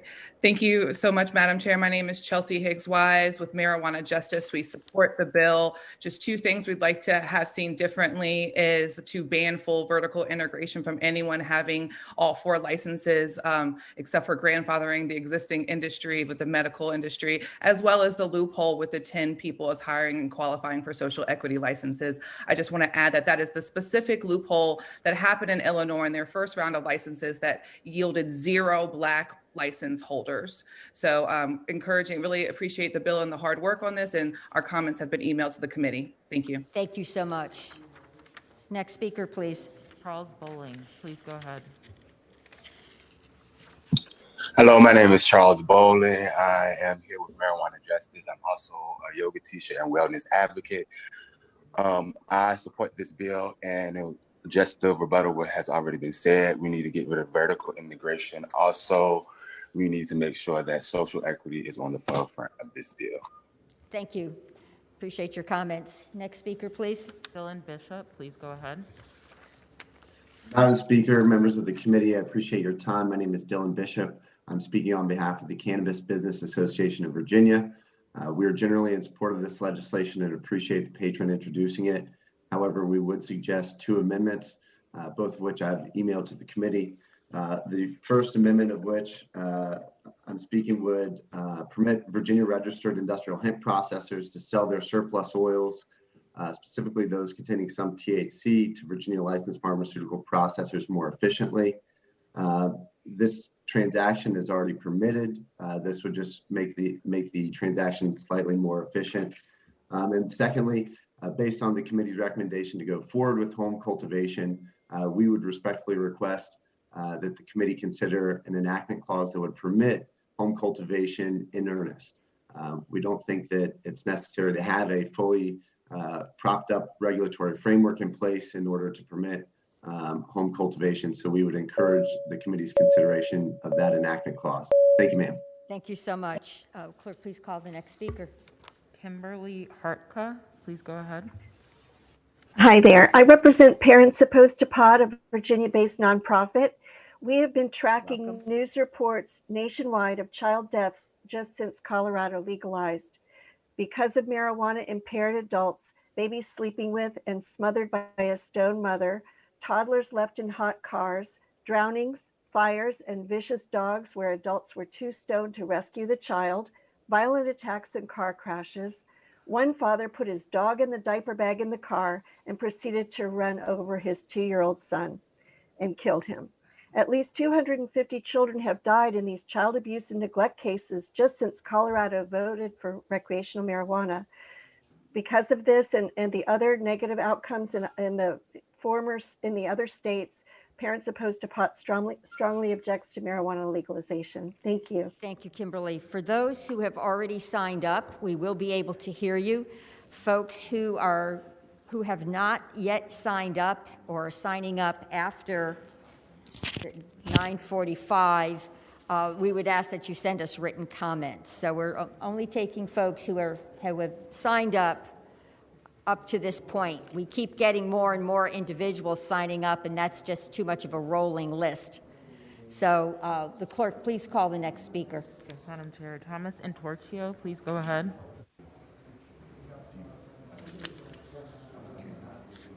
Yes, thank you, Madam Chairman. Mavola. My name is Tom Antorchio. I'm an associate director with the Virginia Catholic Conference. The conference is opposed to legalization. The General Assembly, we believe, should address the pandemic and the economic crisis that are currently affecting Virginians from every corner of the Commonwealth. Legalization will only create unnecessary emergency work for our first responders, our healthcare professionals, and our hospitals at this very, very critical time. Reports of anxiety, depression, suicidal ideation, and self-harm are escalating at record levels right now, particularly among Black and Latino children, as documented in the Richmond Times-Dispatch just in a few months ago. As Delegate Hudson said earlier today in the House Rules Committee, we lose 3 Virginians per day to opioid abuse. We're still trying to address the opioid problem. I'll have to ask you to conclude, but if you have a lengthy statement, you are welcome to email it to us. Okay, thank you, Senator. And so in short, if we could please consider the effects that this will have on the minority population, particularly Black and Latino children. And thank you for the time. And I appreciate your comments. Thank you very much. The clerk, please call the next speaker. Yes, Madam Chair. Shannon Winters. Hi, good morning. Shannon, Thank you good for morning. this opportunity. Hi, can you hear me? Yes, we can hear you. Thank you for this opportunity. I am in favor of the bill, but I have many, many concerns. And I would like to just back up everything that was said by Ashna with ACLU Virginia and Chelsea Higgs from Marijuana Justice and those who represent the minority cannabis business owners of Virginia. I have to say, you all are not ready to vote on this bill. The conversation that I am hearing, and as a white woman, I feel it is my responsibility to be here to say this. The language that you all are using talking about this medicinal plant, which is what it is medicine. It is not a narcotic. It is not alcohol. It is not tobacco, nor should it be lumped together with those substances in any conversation. And this is not a point of opinion. This is facts. These are absolutely evidence-based, science-based facts. And if you do not understand that, then you do not have the information. You have not done the work to educate yourselves to vote on this. And you need to listen to the advocates and the activists more than the big corporations who clearly have had lots of access to you as this bill has been written. And I urge you, social equity must be in every single letter of this bill. And it is not right now. And we owe it to the Black and Brown communities to make sure that that happens. I'm going to have to ask you to conclude. Appreciate your comments.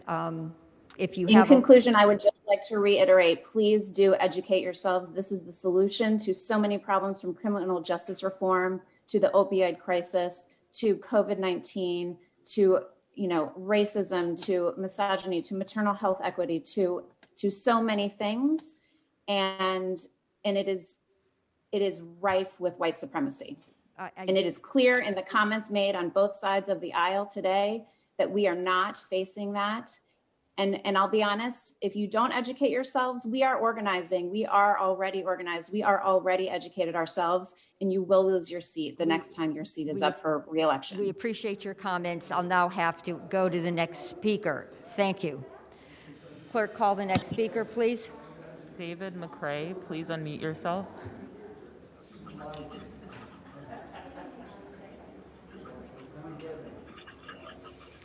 David McCray, Yes, you are next. Thank you for being in the queue. Can you unmute yourself? Can you hear me? Hello? Mr. McCray? Can you hear me? Well, No. I would just like to say that I support the bill, and I would like to also say that the data is not being looked at. There has not been a single marijuana solo drunk driving research paper presented at all. So the doctor that spoke earlier did not really clarify his data. There is no study out there that suggests that driving under the influence of marijuana is more impactful than driving under the influence of alcohol. All of the data that has been collected has been someone who has been driving under the influence of alcohol. Also, there are no studies, no substantial studies that show any growth in any type of psychological issues when legalization has been allowed in the state. There is no data that supports some of these claims, and I like to echo what the previous speaker said, that the committee definitely needs to be educated on this topic, and that is all. Thank you so much. Appreciate your time. Ray Shepard, please go ahead. Thank you, committee, for this opportunity to speak. My name is Dr. Ray Shepard. I'm a practicing pulmonologist and critical care physician. I have extensive experience in treating patients with lung diseases and complications of substance abuse, and I oppose this bill. In the midst of Virginia's greatest health crisis, the bill has moved forward in a move that will only certainly result in negative health outcomes. There is no doubt that the discussion has focused on equity and regulatory issues and social issues. While those things are important, ultimately this is a health issue, and that cannot be understated, overstated. The health issue for Virginians, minorities, Virginians, all kinds, is the preeminent issue with this marijuana bill. Briefly, if we apply the standard that we use in medicine, evidence-based medicine, that is the foundational approach that we use to judge new medications, therapies, everything we do in healthcare, there is very little to support the medical evidence of marijuana, Dr. particularly Shepard, recreational marijuana. Dr. Shepard, may I ask you to conclude within the next 10 seconds? Yes. There is no major medical society, the CDC, American Heart Association, the NIH, not a single mainstream medical society supports legalization. These are the world's experts in medical care. I don't think we here have discovered things that are unique and not known to the world health leaders. We've been listening to the CDC recommendations all year in the pandemic. I urge you all to continue to listen to the world's leaders in healthcare on this particular issue and the medical evidence. Ultimately, the negative aspects of marijuana will clearly outweigh the good for Virginians. Thank you, Dr. Shepard. Thank you. Appreciate your comments. Madam Clerk, how many more speakers do we have at this point? We have 6, Madam Chair. 6? Yes, Madam Chair. Okay. Please call the next speaker. Todd Gackey, please go ahead. Yes, Madam Chair, this is Todd Gackey on behalf of the Family Foundation. We are opposed to this, but I'd like to just briefly just appeal to you as a parent, because I find it interesting that the committee has introduced some language regarding public awareness My kids have gone through this at school. They've gone through DARE programs, through anti-drug programs about the harms of marijuana. They get it. They know how dangerous it is. They know the problems it will cause to thinking, decision-making, loss of coordination. And so they see it at school. They see it being handed out, or they've seen jewels laced with marijuana. They've seen kids get pulled out of school. They've seen kids waste their future away through addictions. And so they're wondering why they're being told it's wrong at school, wrong in other places, but now their elected representatives are pushing for legalized marijuana. And so I think that conflict that they're having is real. Marijuana industry is just like big tobacco. They want to make more money, and they know the only way to make more money is to build a customer base, get them addicted, and then keep those customers. And that's what will happen in this case. So for those of you who are parents who understand my dilemma, other parents' dilemma, I hope that you will consider opposing this legislation. Don't legalize marijuana in Virginia. Thank you so much for your comments, Todd. Michael Wilson, please go ahead. Good morning, Mike Wilson with United Food and Commercial Workers, Local 400. We support this legislation, but have a big concern around the social equity piece, share some of the concerns about ownership that have already been raised, but want to specifically address the fact that we're talking a lot about equity and ownership, but have heard sadly very little about equity when it comes to how employees will be treated in the industry. The best way to make sure employees in this industry are protected and equity is ensured is by making sure they have a voice through a union. Labor peace agreements, which have been mandated in other states, are the best way to do that. Such agreements protect the government's interests by prohibiting labor organizations and their members from engaging in strikes, boycotts, picketing, and any other interference with the employer's business. In return, the employer agrees not to interfere with efforts by the labor union to communicate with and attempt to organize and represent the employer's workers. At its core, these negotiated agreements create an orderly and fair process for workers to decide whether they want or don't want representation, and also give workers more of a voice in the industry, creating opportunities for women, people of color, veterans, and people with disabilities to own businesses or work within the industry. Mike, I'll send written comments. Yep, I'll send written comments to the whole committee, but appreciate the time and hope that we can include a more conversation about equity and employment in further conversations about this bill. Thank you. Thank you. Clerk, please call the next speaker. Will Jones, please go ahead. Mr. Jones. Thank you, Madam Chairwoman. I'm William Jones. I'm the Communications and Outreach Associate for the organization Smart Approaches to Marijuana, based in Alexandria, Virginia. And we oppose this measure for legalization and commercialization of marijuana in Virginia. It's been said that the definition of insanity is repeating the same thing over and over, expecting different results. And I would like to point out that states that have tried legalization, many with noble efforts and comments, as this legislator has, for social equity and whatnot, it still has maintained in most states that have tried this, that ownership within the industry is less than 4% by people of color. And that is primarily because industries like you see behind me have invested hundreds of millions, billions of dollars have been invested from big tobacco. Hundreds of millions of dollars have been invested from major alcohol companies into this industry, and to portray this as something that is going to revitalize communities of color, that it's going to be something where equity is going to be at the forefront, that has not taken place in any state as of yet that has gone down the road of legalization. And even advocates for legalization like Congresswoman Mr. Jones, I'm going to have to ask you to conclude. Yes. Advocates for legalization are even acknowledging, as Congresswoman Ocasio-Cortez has said, that as it's gone forward in state after state, it's compounding the racial wealth gap. And so again, we oppose commercialization and legalization and advocate for decriminalization and focusing on expungements, which is part of this bill. That is what we would advocate for. Thank you. Very good. Thank you. Thank you so much. Jen Michelle Padini, please go ahead. Thank you, Madam Chair, members of the committee. Welcome, Michelle. I'm Michelle Padini on behalf of the National Organization for the Reform of Marijuana Laws and the state chapter of Virginia NORML. We'd like to thank the members of the subcommittee for their work on this legislation and are happy to support it as amended. We would also echo the sentiments of VMCC regarding co-location and the remarks of Mr. Bishop regarding enactment language for personal cultivation. Thank you. Thank you. Alan Denikis, please go ahead. Have we concluded our speakers? Okay, go ahead. Call the next speaker. Alan Denikis, please unmute yourself. Hi, can you hear me? Yes, Alan. Hi there. Welcome.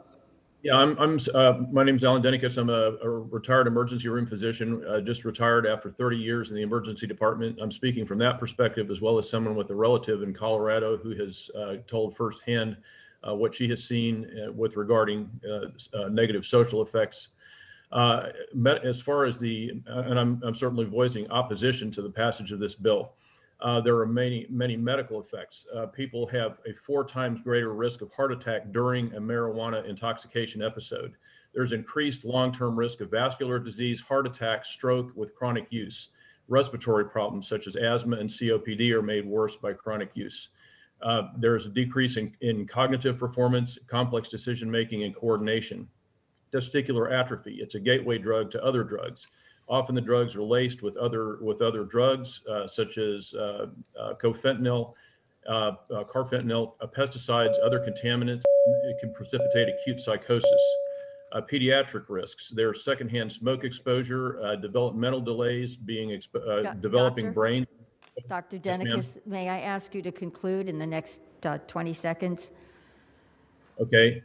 Many psychiatric effects, including schizophrenia, psychosis, depression, suicide, memory and cognitive impairment, decreased school performance.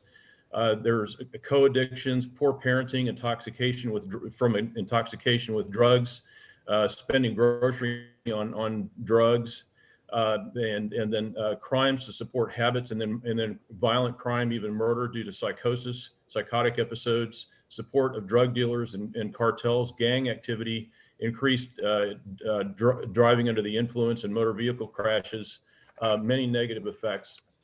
And then also increased ER visits and hospitalizations, which take beds from COVID patients, and increased need for social and rehabilitation services. And there's a 3-fold increase in use following legalization. And minority communities are disproportionately affected. Businesses investing in marijuana are interested in raising, they're interested in profits, and state wants the tax revenues. Doctor, could I ask you to conclude? I know you have a lengthy statement. Perhaps you should send us your statement on our email.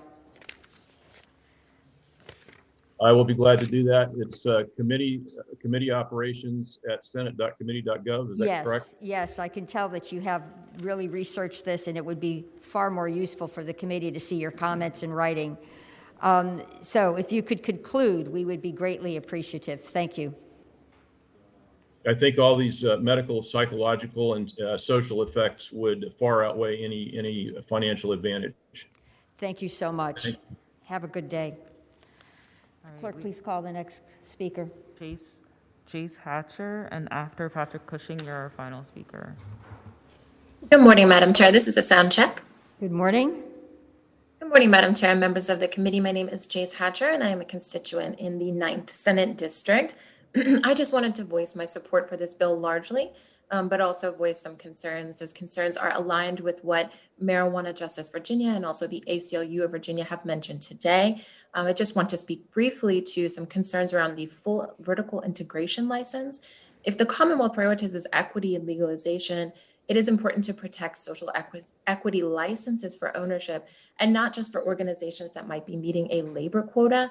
We understand that ownership is often the way to generational wealth, and so more horizontal integration will produce the greatest impact to redistribute wealth that licenses can bring. And I will email some more detailed comments to the committee. Thank you, Madam Chair, for your time. Thank you so much. I believe that concludes the speaker list for those who'd signed up by 9:45, or is there one more? There's one more. Okay, please call that speaker. I have Patrick Cushing. Madam Chair, Patrick Cushing on behalf of AAA. Patrick. Glad to be bringing up the rear here. Want to let the committee know that AAA has a standing position of opposing legalization due to the concerns associated with drug driving. I have emailed my comments to the entire committee. This morning, you all adopted an amendment that would start a public safe driving campaign 1 year in advance of legal access to marijuana. We think that is absolutely critical. The one other amendment that I would urge this committee to consider, and we'll keep working on this as this goes through the process, is there is a portion of revenue that goes towards a public health awareness campaign. That's 5% of revenue, and that's found on line 7057 to 7060. We would urge you to up that to 10% and include specifically an ongoing campaign to address the issues associated with drug driving. As you all look at legalization, there are a lot of health impacts, but I would argue that if there are going to be injuries and fatalities associated with legalization, they're probably going to happen on Virginia roadways first. So we oppose, but we'll work with you on recommendations. Thank you. Thank you, Patrick. Appreciate it. So that does conclude our speakers. Well, thank you. Thank you, committee. You've been really very diligent. I now need a motion to Madam Chair, move this bill and to re-refer it to judiciary. Senator McPike. So moved. Second. Okay. Madam Chair. Okay, motion has been made and seconded. Madam Chair, back in the corner. Okay, Senator Mason and Senator Stewart. Madam Chair, thank you, Madam Chair. Briefly, I just want to thank the subcommittee for really diligent hard work, particularly my colleagues who may be opposed to the final consideration of this bill, the hard work that they put in to try to help.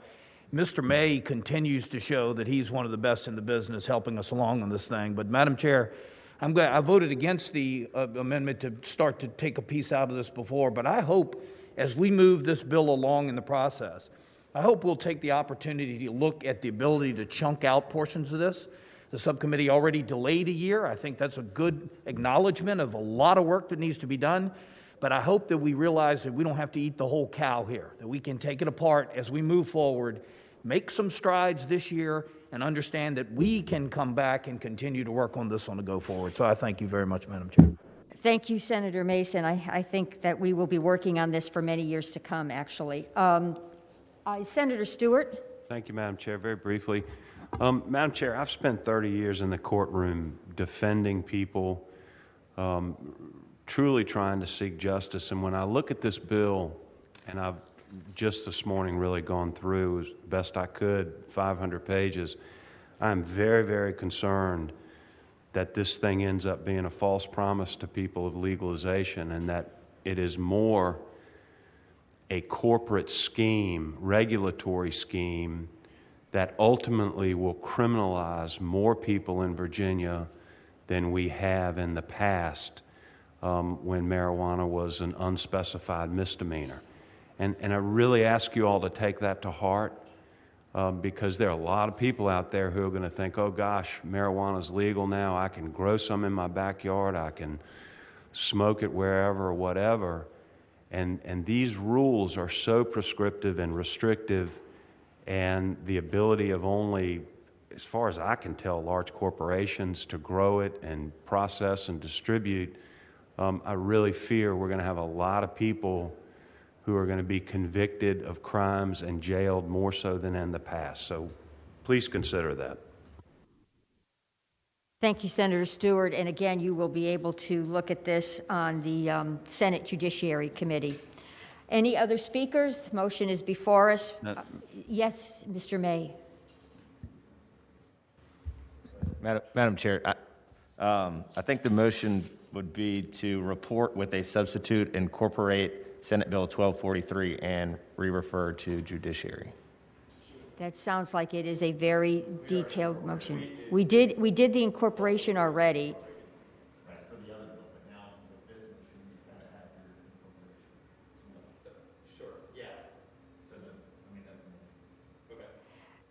Okay, so Mr. May, would you like to repeat the motion so we get it correct? It would be to report with a substitute, incorporating Senate Bill 1243 and re-refer to judiciary. Okay. And Amended my motion. Okay, and the seconder agreed. Okay, you heard the motion. I am going to ask the clerk Madam Chair. to open the roll unless there's another comment. Sorry, just one quick one. I just want to also echo just the appreciation of the subcommittee's collaboration. Even if there were folks that opposed the overall idea, I think on a bipartisan way, members of the subcommittee really looked to try to improve the various components and parts in a very collaborative manner, Madam Chair. So additionally, I appreciate, over the 65 people that spent time in the subcommittee to comment, which I think was incredibly helpful and informed our decisions. I think some of the speakers today also, Madam Chair, have highlighted issues that the subcommittee, I think, identified still need some work as this goes through, and this still is going to go through several committees and several more opportunities to better refine this down, strengthening the social equity components, as well as some of the other comments that the public made today. So, Madam Chair, I appreciate the opportunity and appreciate the subcommittee's work. Oh, I sincerely appreciate the subcommittee's work, and I do appreciate the collaborative nature of our committee and the help of lawmakers who, again, didn't necessarily agree with this approach, but were willing to help us get the bill better. Senator Eben, did you have a comment? Oh, you stood up. Okay. All right, colleagues, very good work. I'm going to ask the clerk to open the roll so we may vote on the motion before us. Madam Chair, shouldn't we have a motion to incorporate the two bills together first? We did that. That's in the motion, Senator Sproul? Okay, thank you. So I think you'd want to vote, Senator Sproul? Okay. Will the clerk? All senators have voted. Please tell us the results. Ayes 8, nays 7. Okay, the bill passes. It will be re-referred to the Judiciary Committee. Thank you, Madam Chair. On behalf of Senator Lucas, myself, and now Senator Morrissey, and we'll keep working on this as it goes through the process with the social equity components, and also if Senator Kagans has further thoughts on medical providers, we'll work with her on seeing that they're included properly. Thank you. Thank you, Senator Eben. Okay, colleagues, we're going to move on to the rest of our agenda, which I'm confident we'll be able to knock out pretty quickly. There are 5 bills before us. Right now, we're going to take Senator Boysko. The next patron will be Barker, and then Senator Obenshain and Senator Donovan, and I will go last. So Senator Boysko, Senator Barker, Senator Obenshain, Senator Donovan. She was delivering a baby this morning, so I wanted to give her a chance to complete that important work. And then I will go last. Senator Boysko. Madam Chair, thank you. Today I have a bill that would create a confirmatory adoption or a second parent adoption policy in Virginia. Existing code prevents individuals who are not married to their partners from adopting their partner's child except as a step-parent, and unmarried couples are unable to adopt jointly.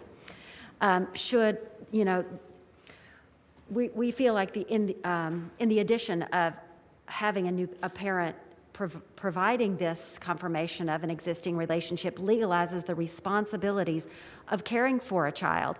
And should one parent be unavailable, this provides more protection for the child. The bill puts children of unmarried same-sex couples as well as unmarried people who are raising children together, such as a grandparent, on equal footing with other children in Virginia. We believe that having 2 parents is really important if possible. The confirmatory parent will share in the legal benefits and responsibilities of the parenting child. With so many parents struggling with health issues and financial issues, including the COVID pandemic and the opioid addiction crisis, this is an additional tool providing for the security and health care of access to legal parents. I have advocates here, including family law attorneys on Zoom, available to answer questions, and I hope it is the pleasure of the committee to pass the bill to the Senate floor. Thank you, Senator Boysko. Are there any questions for the patron? Senator, do you have speakers lined up? Yes, ma'am, I do. Okay. Will the clerk please call the speakers? If those who are in favor could possibly go first, and then those in opposition after. Valerie LaRue, please unmute yourself. Good morning, Madam Chair, members of the committee. This is Valerie LaRue from the Virginia Poverty Law Center. Good morning, Valerie. Good morning. I support this legislation, and I'm sure Colleen Quinn, who's coming after me, will be able to give more in-depth testimony, but I would just like to say that this bill will bring security and stability to children's lives, and so I support it for that reason. Thank you. Thank you. Next speaker. V. Lamneck, please go ahead. Good morning, Madam Chair, members of the committee. Good morning. Good morning. My name is V. Lamneck, and I'm the Executive Director of Equality Virginia. We're the Commonwealth's leading organization advocating for equality for lesbian, gay, bisexual, and transgender Virginians, and we are in support of Senator Boysko's SB 1321. This bill simply puts the children of unmarried LGBT couples on equal footing as all other children in Virginia. Right now, when two different sex parents have a biological child together, the legal relationship between that child and both of their parents is automatically established, even if they're not married. However, unmarried LGBTQ couples and their children do not share those same benefits unless they are married. And so this puts the children of those couples at risk. And those children are often unable to access benefits like health insurance and Social Security through both of their parents. We know that about 20% of LGBT couples in Virginia are currently raising children, and many of them are unmarried for a variety of personal reasons. So to us, the bottom line is that marriage should not be required between two parenting adults in order for them to have the full legal ability to provide for the child that they both care for. We see this bill as a pathway to legal parenthood so that both adults and children in these relationships can enjoy the securities and benefits that they deserve. Thank you for your support of this bill. Thank you so much. The next speaker. Colleen Quinn, please go ahead. Good morning. Can you hear me? Good morning. Yes, welcome. Thank you, Madam Chairperson. I'm Colleen Quinn. I run the Adoption and Surrogacy Law Center at my law firm of Block and Quinn here in Richmond, Virginia. I co-wrote the last 4 editions of the Adoption Procedures and Forms book for lawyers in Virginia, and also have served as a fellow and trustee and president of the Academy of Adoption and Assisted Reproduction Attorneys. I do hundreds, literally hundreds of step-parent adoptions a year and thousands of adoptions a year. This bill is really important to the folks that I serve. I'm seeing so many more non-traditional parenting arrangements between a mother and daughter, especially with the opiate crisis, seeing a lot of grandparents stepping in to co-parent with a child. Last month, I got a call from a former boyfriend who, for 10 years, had helped raise 2 girls with his girlfriend. They had separated. He wanted to solidify his parentage. The biological father was deceased, and we could not do that because we did not have the mechanism to do that. This bill will allow us the mechanism to confirm what in fact are already de facto parenting arrangements between 2 people. In addition, I looked at the fiscal impact statement with regard to more investigations having to be done by the Department of Social Services, and I disagree with that statement because in less than 5% of these cases does a judge refer the case for investigation. These cases are ones where there simply are 2 people that are parenting a child. In many cases, they're not in a romantic relationship whatsoever. It's not an issue of them not wanting to get married. So I totally support this bill. I think it's needed in the adoption community, and it's needed to secure legal parentage for children. It's really in their best interest. Thank you so much. Thank you. Clerk, call the next speaker. Mary Rowe Miller, please go ahead. Good morning, Madam Chair and members of the committee. My name is Mary Rowe Miller. I'm a resident of McLean, and I'm also co-director of State Policy for Family Equality, an organization that advocates on behalf of LGBTQ families and those who wish to form them. I'm speaking in support of SB 1321 because at its heart, this bill benefits kids. It puts the children of unmarried same-sex couples on equal footing as all other children in Virginia by establishing a legal pathway to recognize their parent-child relationship with both of their parents. Right now, there's a gap in Virginia's law that harms children of same-sex couples. Different sex couples aren't forced to marry to have equal responsibility over their child's medical care, support and well-being, academic and educational needs, activities, and cultural and religious upbringing. And same-sex couples should not be forced to either. Children don't have any control over whether their parents decide to marry or not. And it's the child who suffers when their relationship with their parent is not legally recognized, because the child doesn't have access to the inheritance rights, Social Security benefits, child support, and health insurance benefits through both of their parents. And as Colleen said, this bill also adds an important protection for kids who only have one sole legal parent by allowing that parent to choose a second person who is already co-parenting the child but not in a romantic relationship to take responsibility and be recognized as a full legal parent over her child, which can help in situations like if you have a sole legal parent with terminal cancer who is constantly in the hospital and needs the extra support of having a second parent. Mary, could I ask you to conclude? Absolutely. We are facing an unprecedented health crisis from COVID and opioid addiction, and we should make it easier for all kids to have legal security of two parents. So we urge you to support this bill. Thank you so much. Are there any other speakers in favor? If there are, I'll just ask you to say you're in favor. Madam Chair, we have one, Todd Gackey. Please go ahead. And Todd, are you speaking in favor? Please unmute yourself. I'm sorry. Madam Chair, no, I'm speaking in opposition. Okay. Are there any other speakers in favor? If so, please raise your hand. I don't see any. Okay, Todd, we're going to go to you, and you're speaking in opposition. Yes, thank you, Madam Chair. Todd Gackey with the Family Foundation. Certainly, we're a pro-family organization. We believe in a strong nuclear family and deeply care for children who are in an unfortunate situation where maybe a parent they've lost a parent or they're in foster care. And as a parent, as someone who does foster and has adopted, I think there's some concerns with this language, in particular on lines 15 and 16. It refers to a person with legitimate interest as defined in section 20-124.1. And if you read it, it says that it shall be broadly construed and include, but is not limited to. And I think there's some concern about how far this could go. One person testified that it could include boyfriends.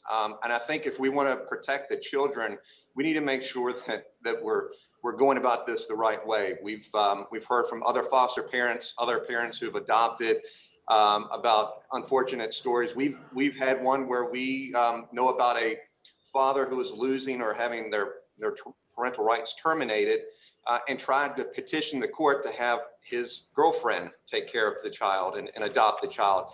I think we want to avoid those situations in order to protect the children and make sure that they are placed in proper homes. So I think that this language is very troubling and concerning for us. So for those reasons, we would oppose this bill. Thank you. Thank you, Todd. Anybody else in opposition?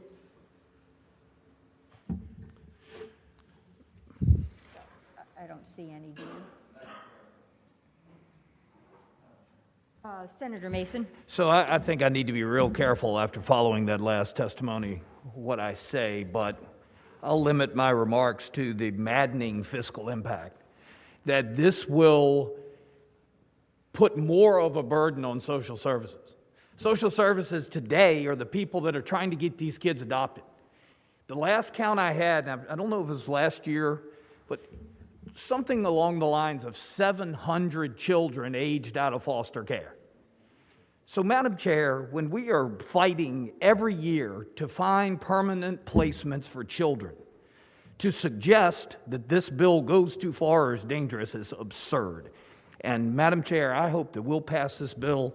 If there's a 10-cent fiscal impact, I hope we put 20 cents in the budget because it must be done, and I thank the patron for bringing it.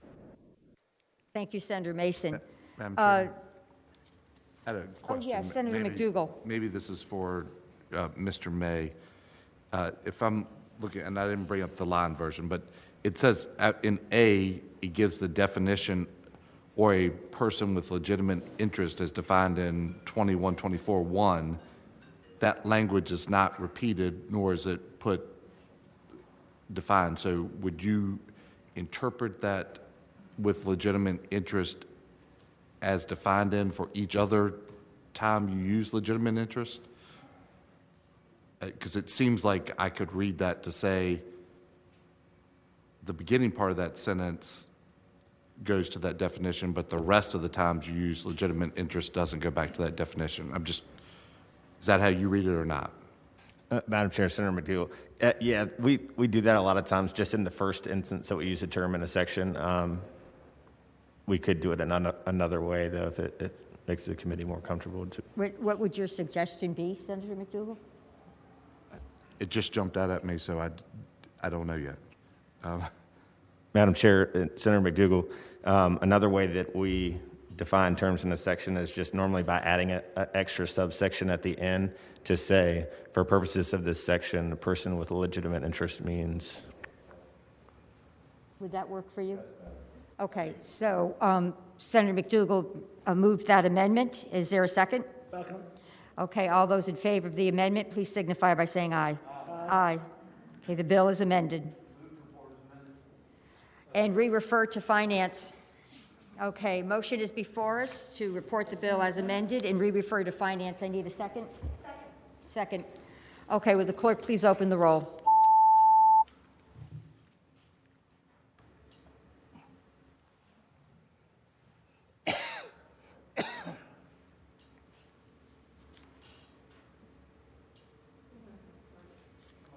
Ayes 10, noes 1, 3 abstentions. Okay, Bill.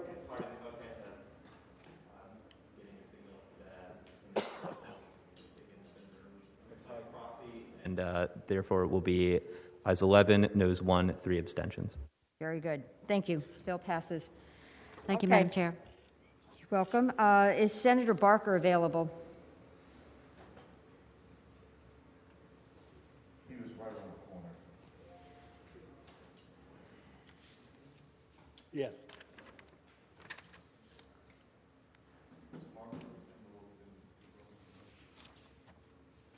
Did we find Senator Barker? Okay. Welcome, Senator Barker.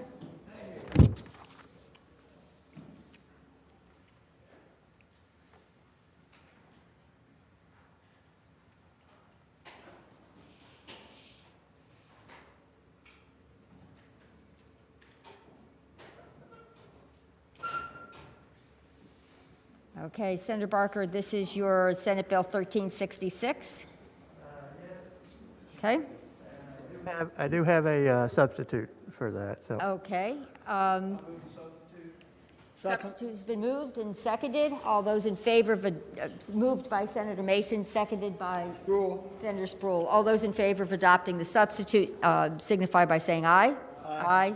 Any in opposition to adoption? Substitutes before us. Senator Barker. All right, thank you very much. What this bill does is it deals with issues related to aging services and the services that are provided, say, through the AAAs, the area agencies on aging across the Commonwealth, and others that are doing it, and also through the Department of Aging and Rehabilitation Services, DARS.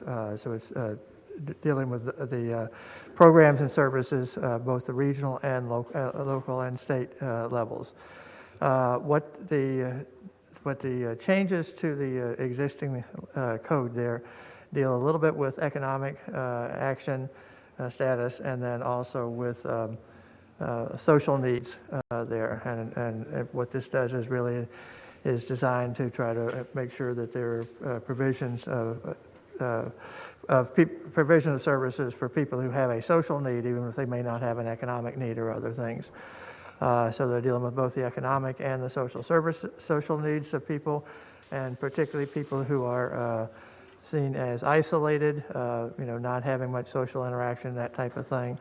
And some of the issues that I think are interested in being addressed here are services to people who are part of the LGBT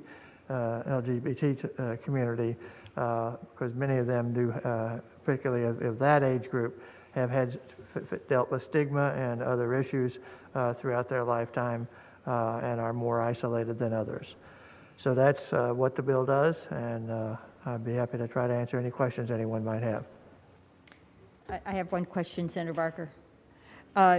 Based on what DARS would do, they would be working with local governments and other partners to get to the social isolation. Right. So this is really a policy statement, and it would be implemented through lots of other different programs and services. And Yes. okay. To the local governments, to the area agencies on aging, to others that are doing those types of things, and just to have them try to make sure that they're providing services and reaching out to people who maybe have some social needs because of isolation issues. Is this follow-up question, Senator Barker? Is this this conforms to recent federal legislation, the Older Americans Act? Has that been amended? I mean, this is part of how Virginia is looking at implementing the Older Americans Act. So, but it is, there's a federal Older Americans Act. We do get funding from that for various programs here, and there's support there. And this is sort of making sure that we're doing all the types of things we can to do to help our older population. That the Older Americans Act would require. Okay. Colleagues, do you have any questions? Do you have any speakers, Senator Barker? There may or may not be speakers. I don't know. Well, your bill looks like it's in good shape. Madam Chair? Can I just ask? Senator Stewart? Senator Barker, I support what you're trying to do. I just want to make sure one thing. Yes. By putting the emphasis on older folks with social need, are we in any way detracting from children with special needs? Because that's a big area in this state, and it's not something I'm willing to detract from. Yeah, I didn't hear part of what you were saying about the social needs for children. Does it in any way impact the services that we would provide special needs children? No, not at all, no. Well, how do you prioritize your services to older folks with social need without impacting the services to special needs children? Well, most of these services are provided at the local and regional level through the area agencies on aging. And so they're the entities that are providing services, and their services are provided to basically to people who are ages 60 and older. So what we have here is basically saying, when you're providing those services, this doesn't, is not necessarily detracting from anything else, but it's saying this is one of the types of things you should be looking out for with people. So, and to provide services to deal with social isolation and social need. We're providing those services to older Americans anyways. So in that context, we're looking at putting this as a factor. Right. Senator McDougall. Madam Chairman, I guess Senator Stewart was kind of going to one of my questions.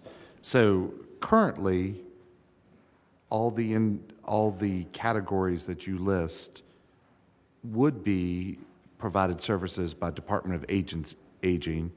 Now we're saying if you don't have one of these factors, you go to the bottom of the list? Madam Chairman, I see shaking of the heads, but if that's not the case, then what does the language on lines 45 and 46 mean if you're not prioritizing, meaning you're taking them to the top of the list? How does that not put everybody else at the bottom of the list? It's looking at sort of the greatest economic and social needs, because it's a combination of those two things that really are impacting a lot of the elderly population. The nutrition services, the long-term care, doing those types of things are all part of sort of the standard thing. But it's trying to make sure that they're addressing both those economic and social needs. Madam Chairman? Yes, Senator McDougall. Maybe I would understand that if the language on line 46 said and, but it doesn't, it says or. So if you're not in that list of the new language, then I think the way this is written, it means everybody else goes to the bottom of the list. May I ask General Counsel? Mr. May, I'm reading this to mean that as the department determines aging services and the promulgation of the regulations, we'd be asking that prioritization may be the right word, but they're asking that social need also be addressed in those programs or the services being provided. I'm not reading this to be exclusive. But then, of course, a lawyer would read it literally. Is that what you're doing, Senator McDougal? Madam Chairman, of course, we just got the substitute, so I didn't have a long time to review this. But it says on line 45, the department shall prioritize, and then the shall refers to greatest economic or social need. So if you're not in that new definition that we just created for economic or social, then you go to the bottom of the list. And it's a shall, it's not a may. Madam Chair, Senator McDougal, yeah, I mean, basically that's correct. Of your pool of people who need services, you're going to look to who has economic and social need, and then even within that category, whoever has the greatest amount of meeting this definition is going to even rise to the top in that category. So it's just a matter of choosing who's given priority. Mr. May or Senator Barker, many of the dollars that are used to serve these categories are federal dollars, and they already have language that talks about which groups should be prioritized. Is that correct? Yes. Many of the dollars are federal dollars, and it comes out under the Older Americans Act and the provisions that are in the federal statute as well, I'm sure. I think we're trying to conform to federal statute. Is that correct? I think this is consistent with the federal statute. I think that is correct. So, Madam Chair, I don't know if this language makes us come into compliance with the Older Americans Act so much as, this is basically already the rule. This is what Department of Aging and Rehabilitative Services does already, except for what we're adding here is basically on lines 37 and 39. Really just, 37 and 39. When you see your language about your developmental disabilities in the HIV language, and then you see your language on 39 about gender identity, gender expression, and sexual orientation, we're just adding that into the definition. So because that definition was in regulation, to amend it, we needed to put it in the code. So it looks like we're adding something that's not being done, but it is being done. We put it in and we just added a little bit to it. Okay, all right, I think that's clear. Madam Chair. Okay, the bill's before us. Senator Mason, and were you pointing for Senator Vista? I'm trying to better understand this, and the way I understand this, if you have an economic or social need, so if you have someone who has a language barrier, they could be ranked above somebody who has an economic barrier. Because on line 37, on 2I, it says language barrier.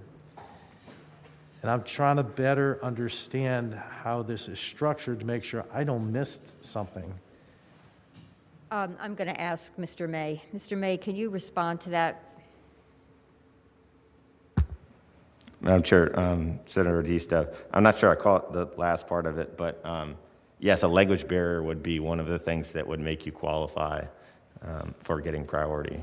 So, Madam Chair, if I may,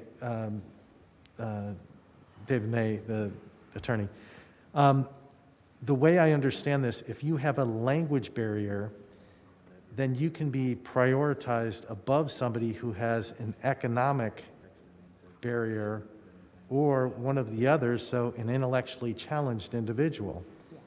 I don't know if that's the intent or if that's how it's written, but that's kind of how I'm reading it, because it says economic or social. Under social, we're saying a language barrier is a social barrier. So if somebody just doesn't speak English well, they can get prioritized over somebody who truly has an economic barrier. And that's the concern I have. Madam Chair. Madam. Let me ask Mr. May, and then I'll go to Senator Boysko, and then I'm going to ask for concluding remarks from Senator Barker. Yep. Mr. May, and then Senator Boysko. Madam Chair, and yet the bill isn't really specific as far as how we weigh economic need against social need. What it says is that these are the people that we want to give priority to. and then we just define those terms separately because they're two different things. It doesn't put one before the other. It does say the people with the greatest need, though. So if you have more, if you have economic need, but you have more economic need than someone else, then you're going to get priority over them. That's the way it works, but it doesn't prioritize economic versus social. One group over another. Yes, Senator Madam Boysko. Chair, I just want to conclude with. I called on Senator Boysko. Are you finished? Senator? No, ma'am, I wasn't finished. Okay, go ahead. So, Madam Chair, I just want to conclude with, as I read this and understand it, we're providing preferential treatment to one class of citizen over another. So we're going to put maybe somebody with an intellectual disability at the bottom of the list here, or kick them out of the list over somebody with just a language barrier who may not have the economic situation. So I don't know. That's how I'm reading this, and I'm very concerned about we're discriminating one class of citizen over another. Madam Chair. Senator Boysko. Madam Chair, thank you for allowing me to speak. You know, I've spent a lot of time working with the older Americans when I worked at the county level. This really is just making sure, as our communities are diversifying, as we are being more inclusive, to make sure that the people at the adult area on aging agencies remember that everybody needs attention. It is not saying that you should not give to the highest need. It is saying these people exist and we need to make sure that they are included. I am. Would you like to make a motion? I would make a motion that we pass the bill and move it to the floor. The bill in its substitute form. The motion has been made to pass. Is there a second? Second, Senator Mason. I'm going to ask the clerk to open the roll.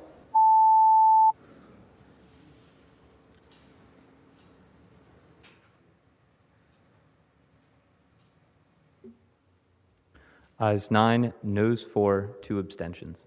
Thank you. Your bill passes, Senator Parker. Thank you. Okay. Next is Senator Obenshain.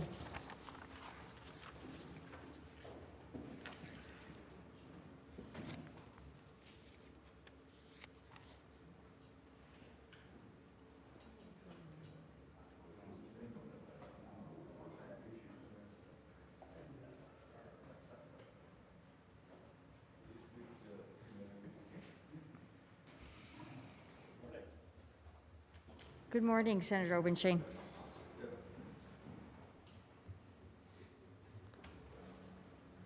Senate Bill 1297.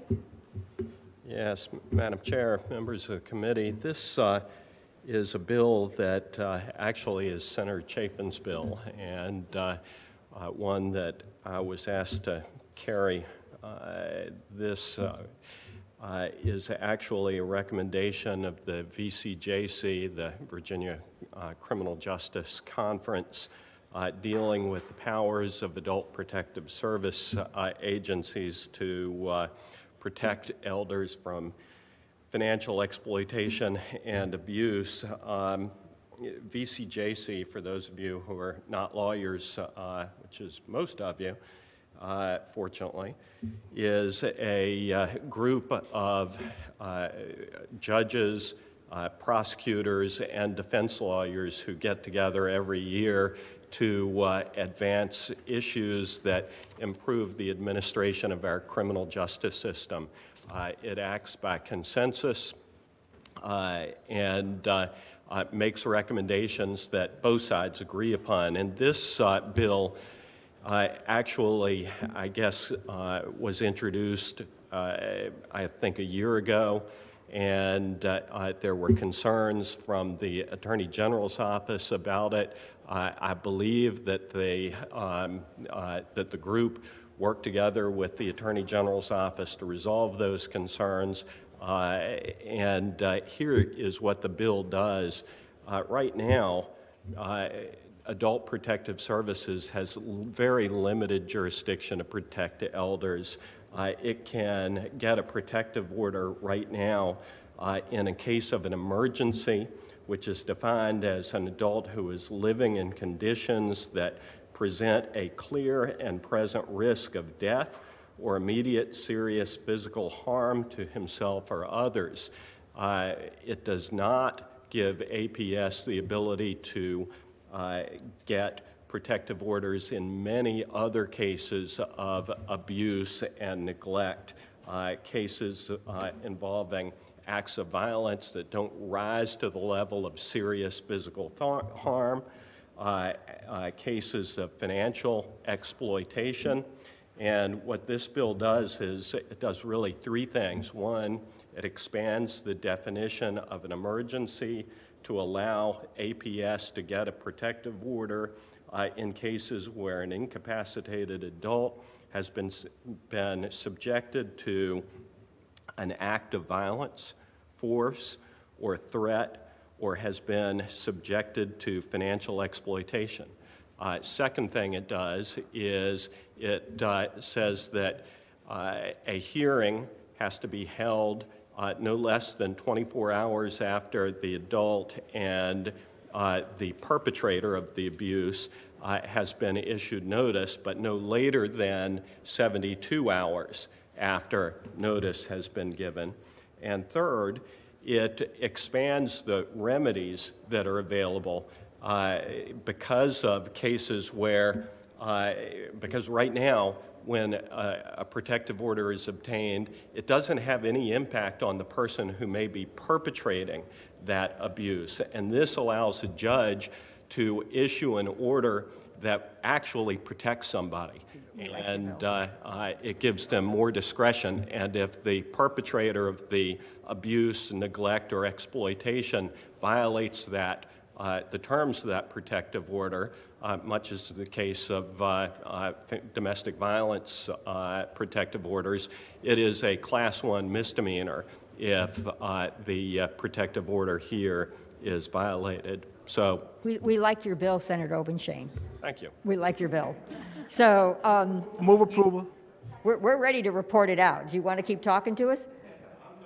I do want to say that there are a number of folks who are queued up, and if the committee doesn't need to hear from them, that's fine. But I do want to thank Chuck Slimp, who's the Commonwealth's attorney in Wise County, for his efforts on this, Dr. Pamela Teester, who is the director of the Center for Gerontology at Virginia Tech, who testifies and works across the country to protect elders from abuse. I know that both of them are in the queue and would want to register their support for this. Madam Chair, may I ask a question before we go there? Yes, we thank you so much, speakers. Your time. good preliminary work has got this on such a fast track, and we really appreciate it. I am going to turn to a colleague, Senator Stewart. Thank you, Madam Chair. Senator Obenshain, actually, the Attorney General and I worked on this for probably 3 or 4 years, and it's a tough nut to crack. And this is a good bill, except I'm curious, can you explain to me what financial exploitation is and what would, how would we view that? Is that if an elderly person decides they want to give money, if an elderly man decides they want to give money to a young girl that he's keeping company with, is that financial exploitation? It certainly could be if the elder has diminished mental capacity, is mentally feeble, and indeed that is a serious problem. One case that I'm familiar with. But does it require that, Senator Obenshain? Does this bill require that the person be incapacitated? It does not any more than, and it does not contain a definition of financial exploitation any more than the existing statute contains a definition of clear and present risk of death or immediate serious physical harm. If I have a parent and my parent decides that they're going to take up with a younger partner, and my parent is giving that younger partner money or buying them things or doing whatever, this gives me, but in good mind. They have a good mind. They just have chosen to make bad decisions. Does this allow me to get adult protective services, et cetera, involved and go after that parent? Does that open the door to that? Well, here's the way that it would work. Number one, you would call APS.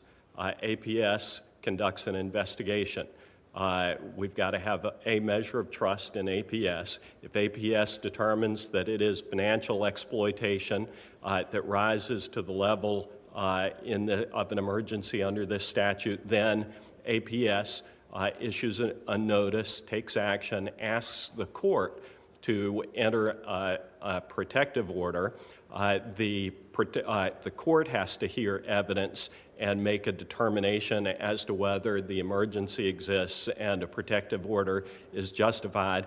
And then the order does expire at some point. And the person who's subject to that order certainly has access to the judicial system to seek a vacation of that order. All right. Thank you, Senator. Sounds like it provides a guardrail. It's not everything is defined, but these things would go before a judge ultimately. Absolutely. So a judge would be making that determination, and that's what gives me some comfort. Are any other comments, colleagues? Madam Chairman. Senator Servo. Thanks. I'm trying to understand this process and how it compares to a regular, what I'll call a regular protective order. Although I guess there's probably 3 other protective orders under 16.1, but and 19.2. But when somebody applies for one of these protective orders with the court, do they? I guess when APS applies for the protective order under court, do they have to state the reasons they are seeking the order, either in writing or under oath? I'm going to have to phone a friend on this, and if we can possibly get Mr. Slimp. Would one of your speakers know the answer? Would one of your speakers know the answer? Yeah. Okay. Mr. Slimp, I think can answer that question better than I can. Mr. Slim, are you in? Madam Chairman, I have a second question that asks that maybe I can ask it now and he can deal with both at once. Okay, go ahead, Senator Servo. So my second, I'm just worried about what the record is, because I know that in the past I've seen protective orders in other cases where you couldn't tell why it was issued originally or why it was granted at the end, and whether the circumstances have changed or for purposes of evaluating whether to release it or whatever. And we're also just creating a record here that the public, I think, will probably be able to see, because I don't think these proceedings are sealed. And so my question would be to Mr. Slimp, whether or not, again, during the application process, somebody's required to put their allegations in writing when the initial application happens, and then secondly, after a court grants one of these orders at the final hearing, whether the court makes specific findings that are in writing anywhere so that we can see not just that some statute was met, but factually what they've decided in order to reach their conclusion. Okay, let's. Mr. Slimp answers, unlike a domestic violence protective order, this is sought not by the victim, but by APS. the agency. Right. So the victim or the family makes a complaint to APS, then APS, I believe, has the documentation. I figured that out, but I've had some dealings with CPS, and I know some of my clients are unhappy with how CPS does things, and so I could see some people being unhappy with APS. I think the written piece is important. Mr. Slim, you have been referred to as an expert. Are you in this? I am, Madam Chair. Can you hear me? We can. Thank you. Thank you, Madam Chair and members of the committee. First of all, let me begin by saying thank you for the opportunity to speak on this bill. I believe it's an important change, and we worked really hard. Senator Obenshain mentioned that VCJC has studied this, and this is the second year VCJC has worked on this legislation. Not only did we get consensus from judges from the Supreme Court, Court of Appeals, and every level of the trial courts, we also got the agreement of the Attorney General's office to fix the concerns they had last year and to address some of the things that are being asked here in the committee. So let me begin, if I may, by answering Senator Stewart's question regarding does it require an emergency? And already under existing law, under 63.2-1609, the petition filed by the Department of Social Services in the Circuit Court must assert that number one, the adult that they're seeking to protect is incapacitated. Number two, that an emergency exists. And number three, that the adult lacks the ability to consent to receiving those services themselves. essentially that adult, because they're incapacitated, can't go and seek a protective order themselves. And so that's what we're seeking to fix here. It does require an emergency, and it does require incapacitation as is otherwise defined. To answer Senator Servill's questions with regard to the petition itself, again, under 63.2 to 1609, the already existing law subsection, let me see, subsection C requires that the petition for an emergency order like this has to set forth the name, the address, and the particulars, the interest of the petitioner, the age, the facts, the incapacity, and if determined, what services DSS needs to provide. So there will be a clear record as to why this is needed. And ultimately, and if I may just briefly, just a second more, Madam Chair, Sure. if I could have just a second more to state, we've looked at this because this body has taken significant measures to improve the law to protect our older and vulnerable citizens over the years. And this is a cleanup. This bill is simple. It's an important change. As elder abuse and financial exploitation is being seen, it's not a criminal bill as much as it is a bill to try to stop that gap in services. Because what we're seeing is an individual who is incapacitated, who is being abused, and APS gets a complaint. They go and they investigate. Maybe the house is dirty, the woman's not taking their medication, etc. They can now, under existing law, go in and ask the judge to require the services to be able to provide assistance, medication, etc.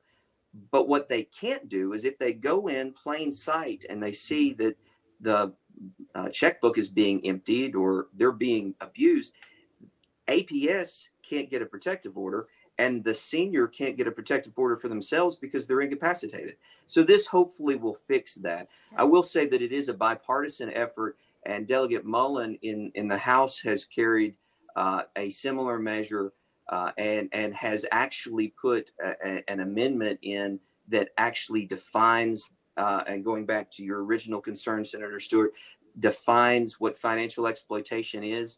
This bill, this version, Senator Obenshain's version, makes reference to the definition of financial exploitation that's already in the code. Delegate Mullen's bill adds a new definition. Either way, it's good. It's defined already in existing code.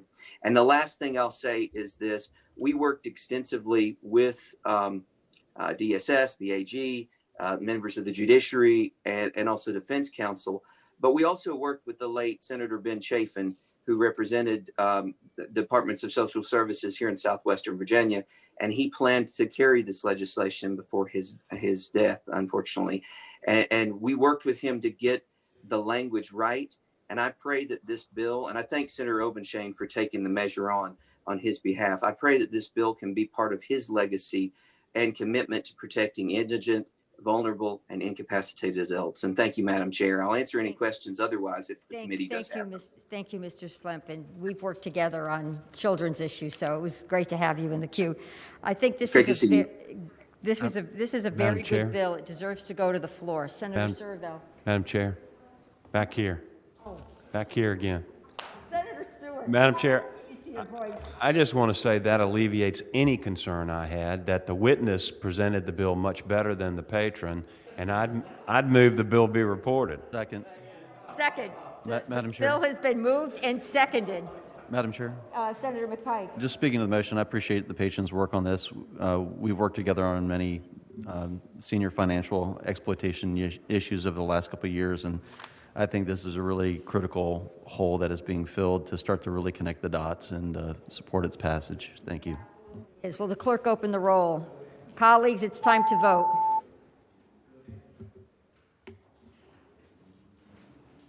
Yay. It's 15, no 0. On the consent agenda. Thank you. Okay, Senator Donovan, Senate Bill 1185. Thank you, Madam Chairman. I am here and I appreciate you getting me in queue when I could make it work. Senate Bill 785, if it's the wrong number, whatever the Senate bill number is, this bill 1297 is, nope, I'm still, okay. Let me go back and, what is the bill number, Madam Chair? 1185. Thank you. 1185 is referencing an issue that we worked on for many years, auxiliary grants, and never really succeeded in fixing. And it was brought to my attention in the process of working in my community on COVID, that COVID had provided some really unique crisis situations for auxiliary grant ALFs, or assisted living facilities. And particularly one not immediately in my district, but very close by, that has over 50% of their residents receiving the low reimbursement that we give for auxiliary grants. And it came to my attention that when you have centers, and there are several across the state of Virginia, that have 50% or more of these auxiliary grants, they're really doing God's work. This is really a charity, because what we reimburse for assisted living grants is around $14.10, I believe, $14.20, and the actual cost is really much closer to $3,000. And if you look at the averages from Genworth, they will tell you that across the state of Virginia, the actual cost for assisted living, or the reimbursement that they pay in the private sector, is anywhere from $3,600 to $6,000 a month. So we are leaving these centers who are taking care of our most needy elderly in an incredible deficit. And that was very much intensified during the process of COVID, when access to food was lost as well. And I have this particular ALF that's going to speak today and let you know a little bit about what they went through. So recognizing we could not move forward necessarily funding everybody more, I thought maybe the state should set a priority for those assisted living facilities that are doing this work for more than 50% of their residents, or essentially charities that are taking care of our elderly in Virginia. So, Madam Chairman, that's why this bill is composed this way. It makes up about 20 to 25% of our total assisted living facilities. That many of our assisted living facilities are doing this work with low reimbursement. I understand. Thank you, Senator Donovan. I have to make one public announcement before we move on with any speakers or questions you may have. For those who are listening, waiting for Senator Edwards' bill, I did make an announcement earlier, but I will repeat it. Senate Bill 1370 will be heard next week in Judiciary. And I made that announcement earlier. I am sorry if some of you were not on the call to hear it at that time. We welcome your comments next week. Senate Bill 1370 will be heard next week. Okay. Madam Chairman, there's also either a substitute or an amendment to move for my bill. For your bill, and that changes the 30% to the 50. Is that the change? It changes, it corrects the language that we had inadvertently misallocated. So number one, it raises it to 50%. Because there were more of these assisted living facilities doing 50% of their residents, having 50% of their residents be on auxiliary grants. But it also changes the actual percent increase. The intention was to give those facilities that were doing that about 50% more than they were already getting. But the way we listed it, they would have gotten 150% more. Right. And so it changes that language changes to that. 50 and 50. Thank Yes, you. ma'am. Thank you. I can't pull up the substitute, but since you've already explained it, it doesn't seem to be on my. It takes a while. Yeah, Yeah. It takes a while. Okay, may I have a motion to accept the substitute as described by Senator Donovan? So moved by Senator Hanger, seconded by Senator Mason. All those in favor of accepting the substitute signify by saying aye. Aye. No, anybody opposed? Okay, substitute is before us. I really do hope this can come up. Do you have any speakers, Senator Donovan? Yes, Madam Chairman, I do have speakers that I hope are in queue. Okay, I will ask the speakers to be very brief. If you support the bill, let us know you support it. And if you oppose it, let us know you oppose it. If you have a specific reason, keep your reason within 1 minute. We are very pressed for time. Those in the support queue, if your hand is raised as a supporter, the clerk please call. Is it Janet Arison? Is she the first one? No, Madam Chair. Okay. Colleen Miller, please go ahead.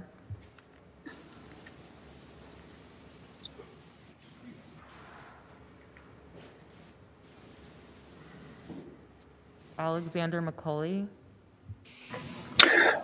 Good afternoon, Madam Chair. My name is Alexander McCauley. My client is the National Alliance on Mental Illness.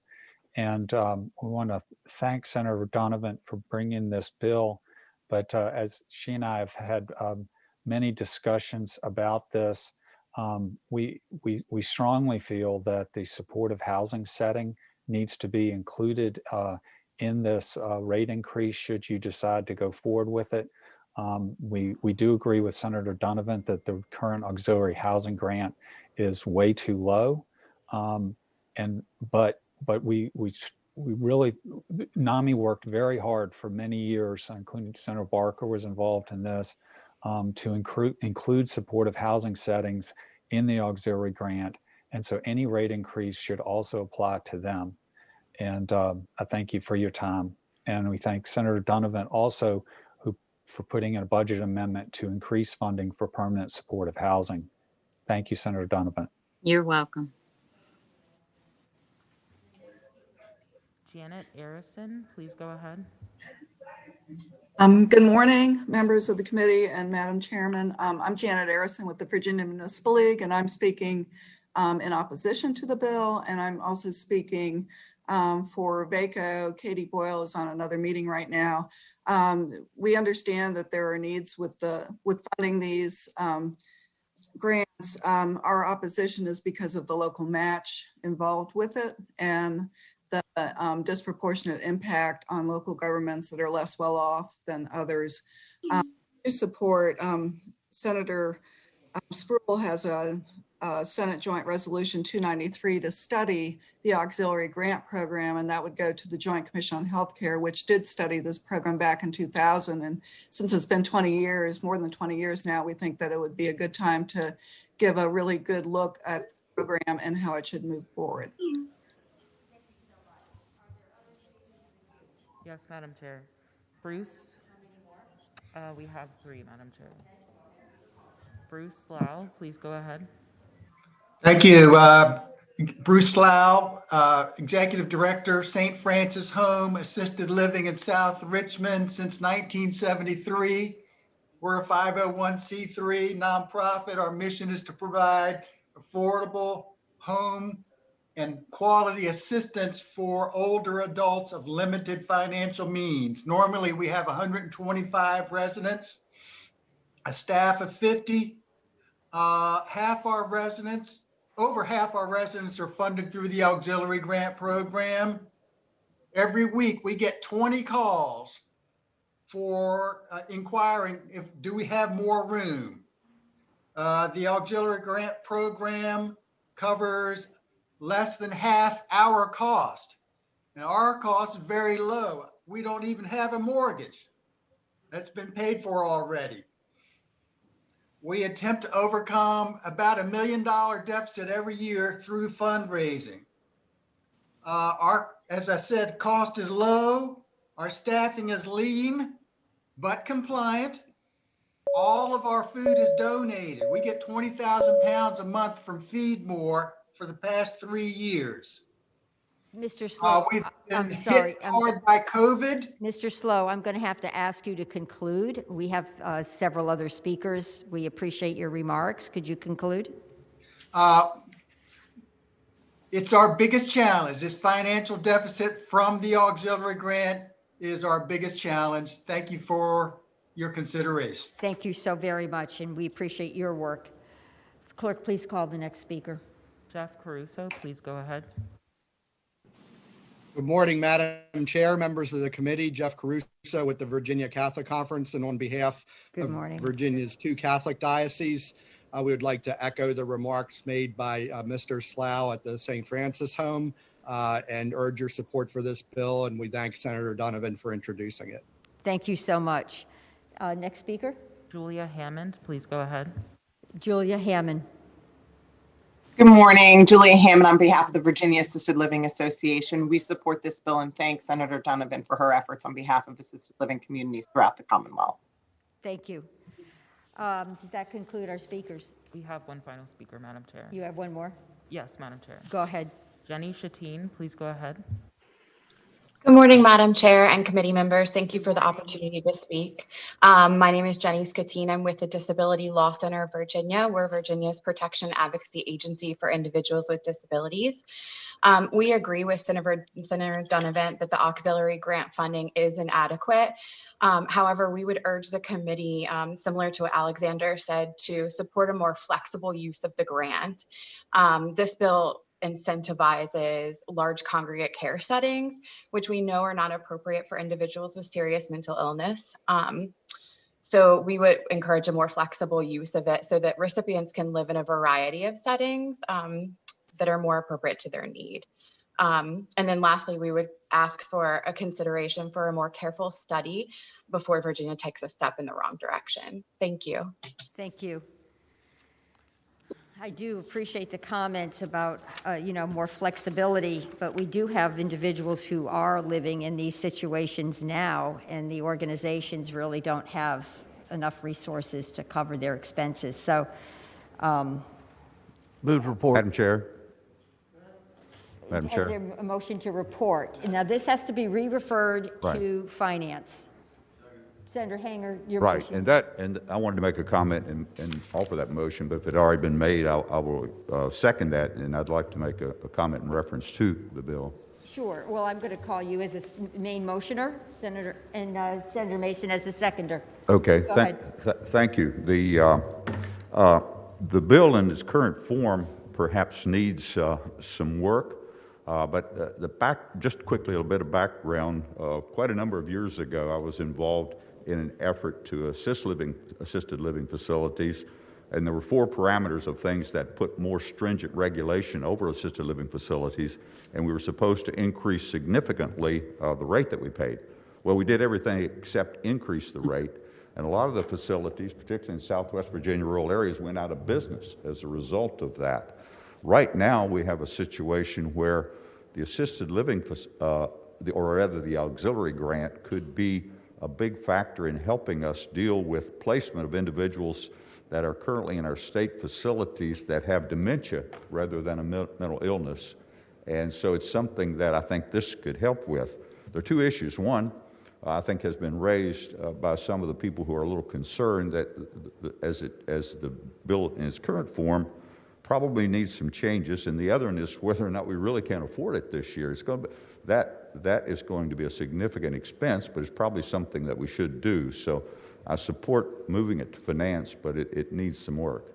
I would agree. I support moving it to Finance as well, and I think maybe we can add additional language about a point in time or flexibility. I know the Disability Law Center had some issues with the current language, but I think I'd like to keep this bill I'd like to keep it alive. Thank you, Madam Chairman. And if I can close very briefly, I will just say this is a great investment for Virginia. This is a low-cost way for people to stay it is congregate, but it is still in the community. They're not in a nursing facility, and it provides some independence. And Senator Hanger has been such a champion for this over the years. And I just hearing the story, this particular center lost their ability to have food because they were dependent upon the food bank for food, and they didn't have any during COVID. So we're so grateful for continued consideration and moving it to Finance. So I'm flexible on any creative way to make this work. We need a vote to move it to Finance, and we may be able to get some amendments in play. Okay, colleagues. Move to report and refer to Finance. That motion has been made and seconded already, but the clerk shall open the roll.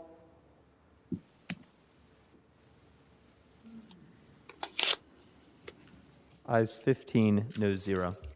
Thank you, Madam Chairman, members of the committee. Thank you, Senator Donovan. Okay, colleagues, I am last, and I will be very quick. My bill is very simple. I refer you to Senate Bill 1300. What this is, it's a Section 1 bill, and it directs the Board of Local and Regional Jails to conduct a review of services that are provided to inmates during pregnancy, labor, delivery, and postpartum recovery.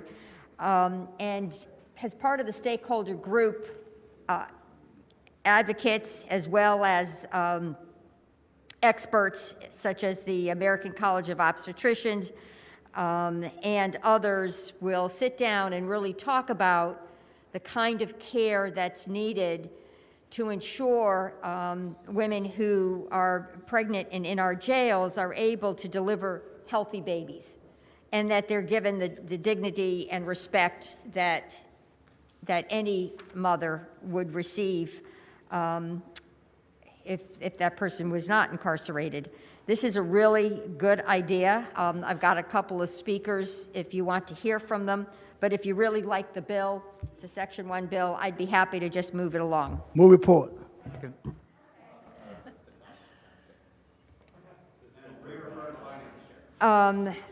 We refer to finance. Well, it wasn't supposed to go to, no, it does not go to finance.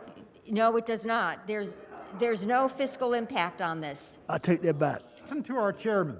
Yeah.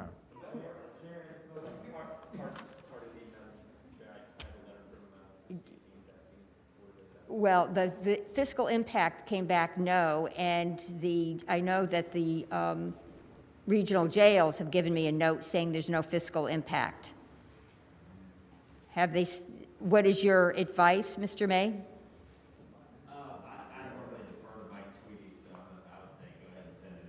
Okay, all right. Well, I'll have to straighten out Mr. Tweedy. Okay, motion has been made to pass it by and to pass it out and refer it to finance. I could Madam cry. Chairman, before you go on, may I make a comment? Yes. All right, now I'm supportive of your bill. But I will tell you that having to deal with the regional jails, this is important, but just as important is how we're treating folks with heart conditions and COVID-19 and the rest of that.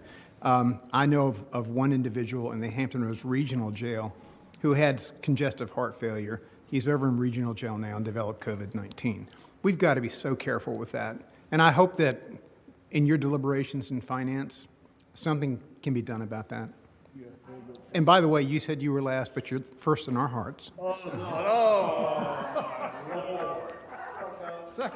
Made to report this and re-refer it to finance. The clerk open the roll, please.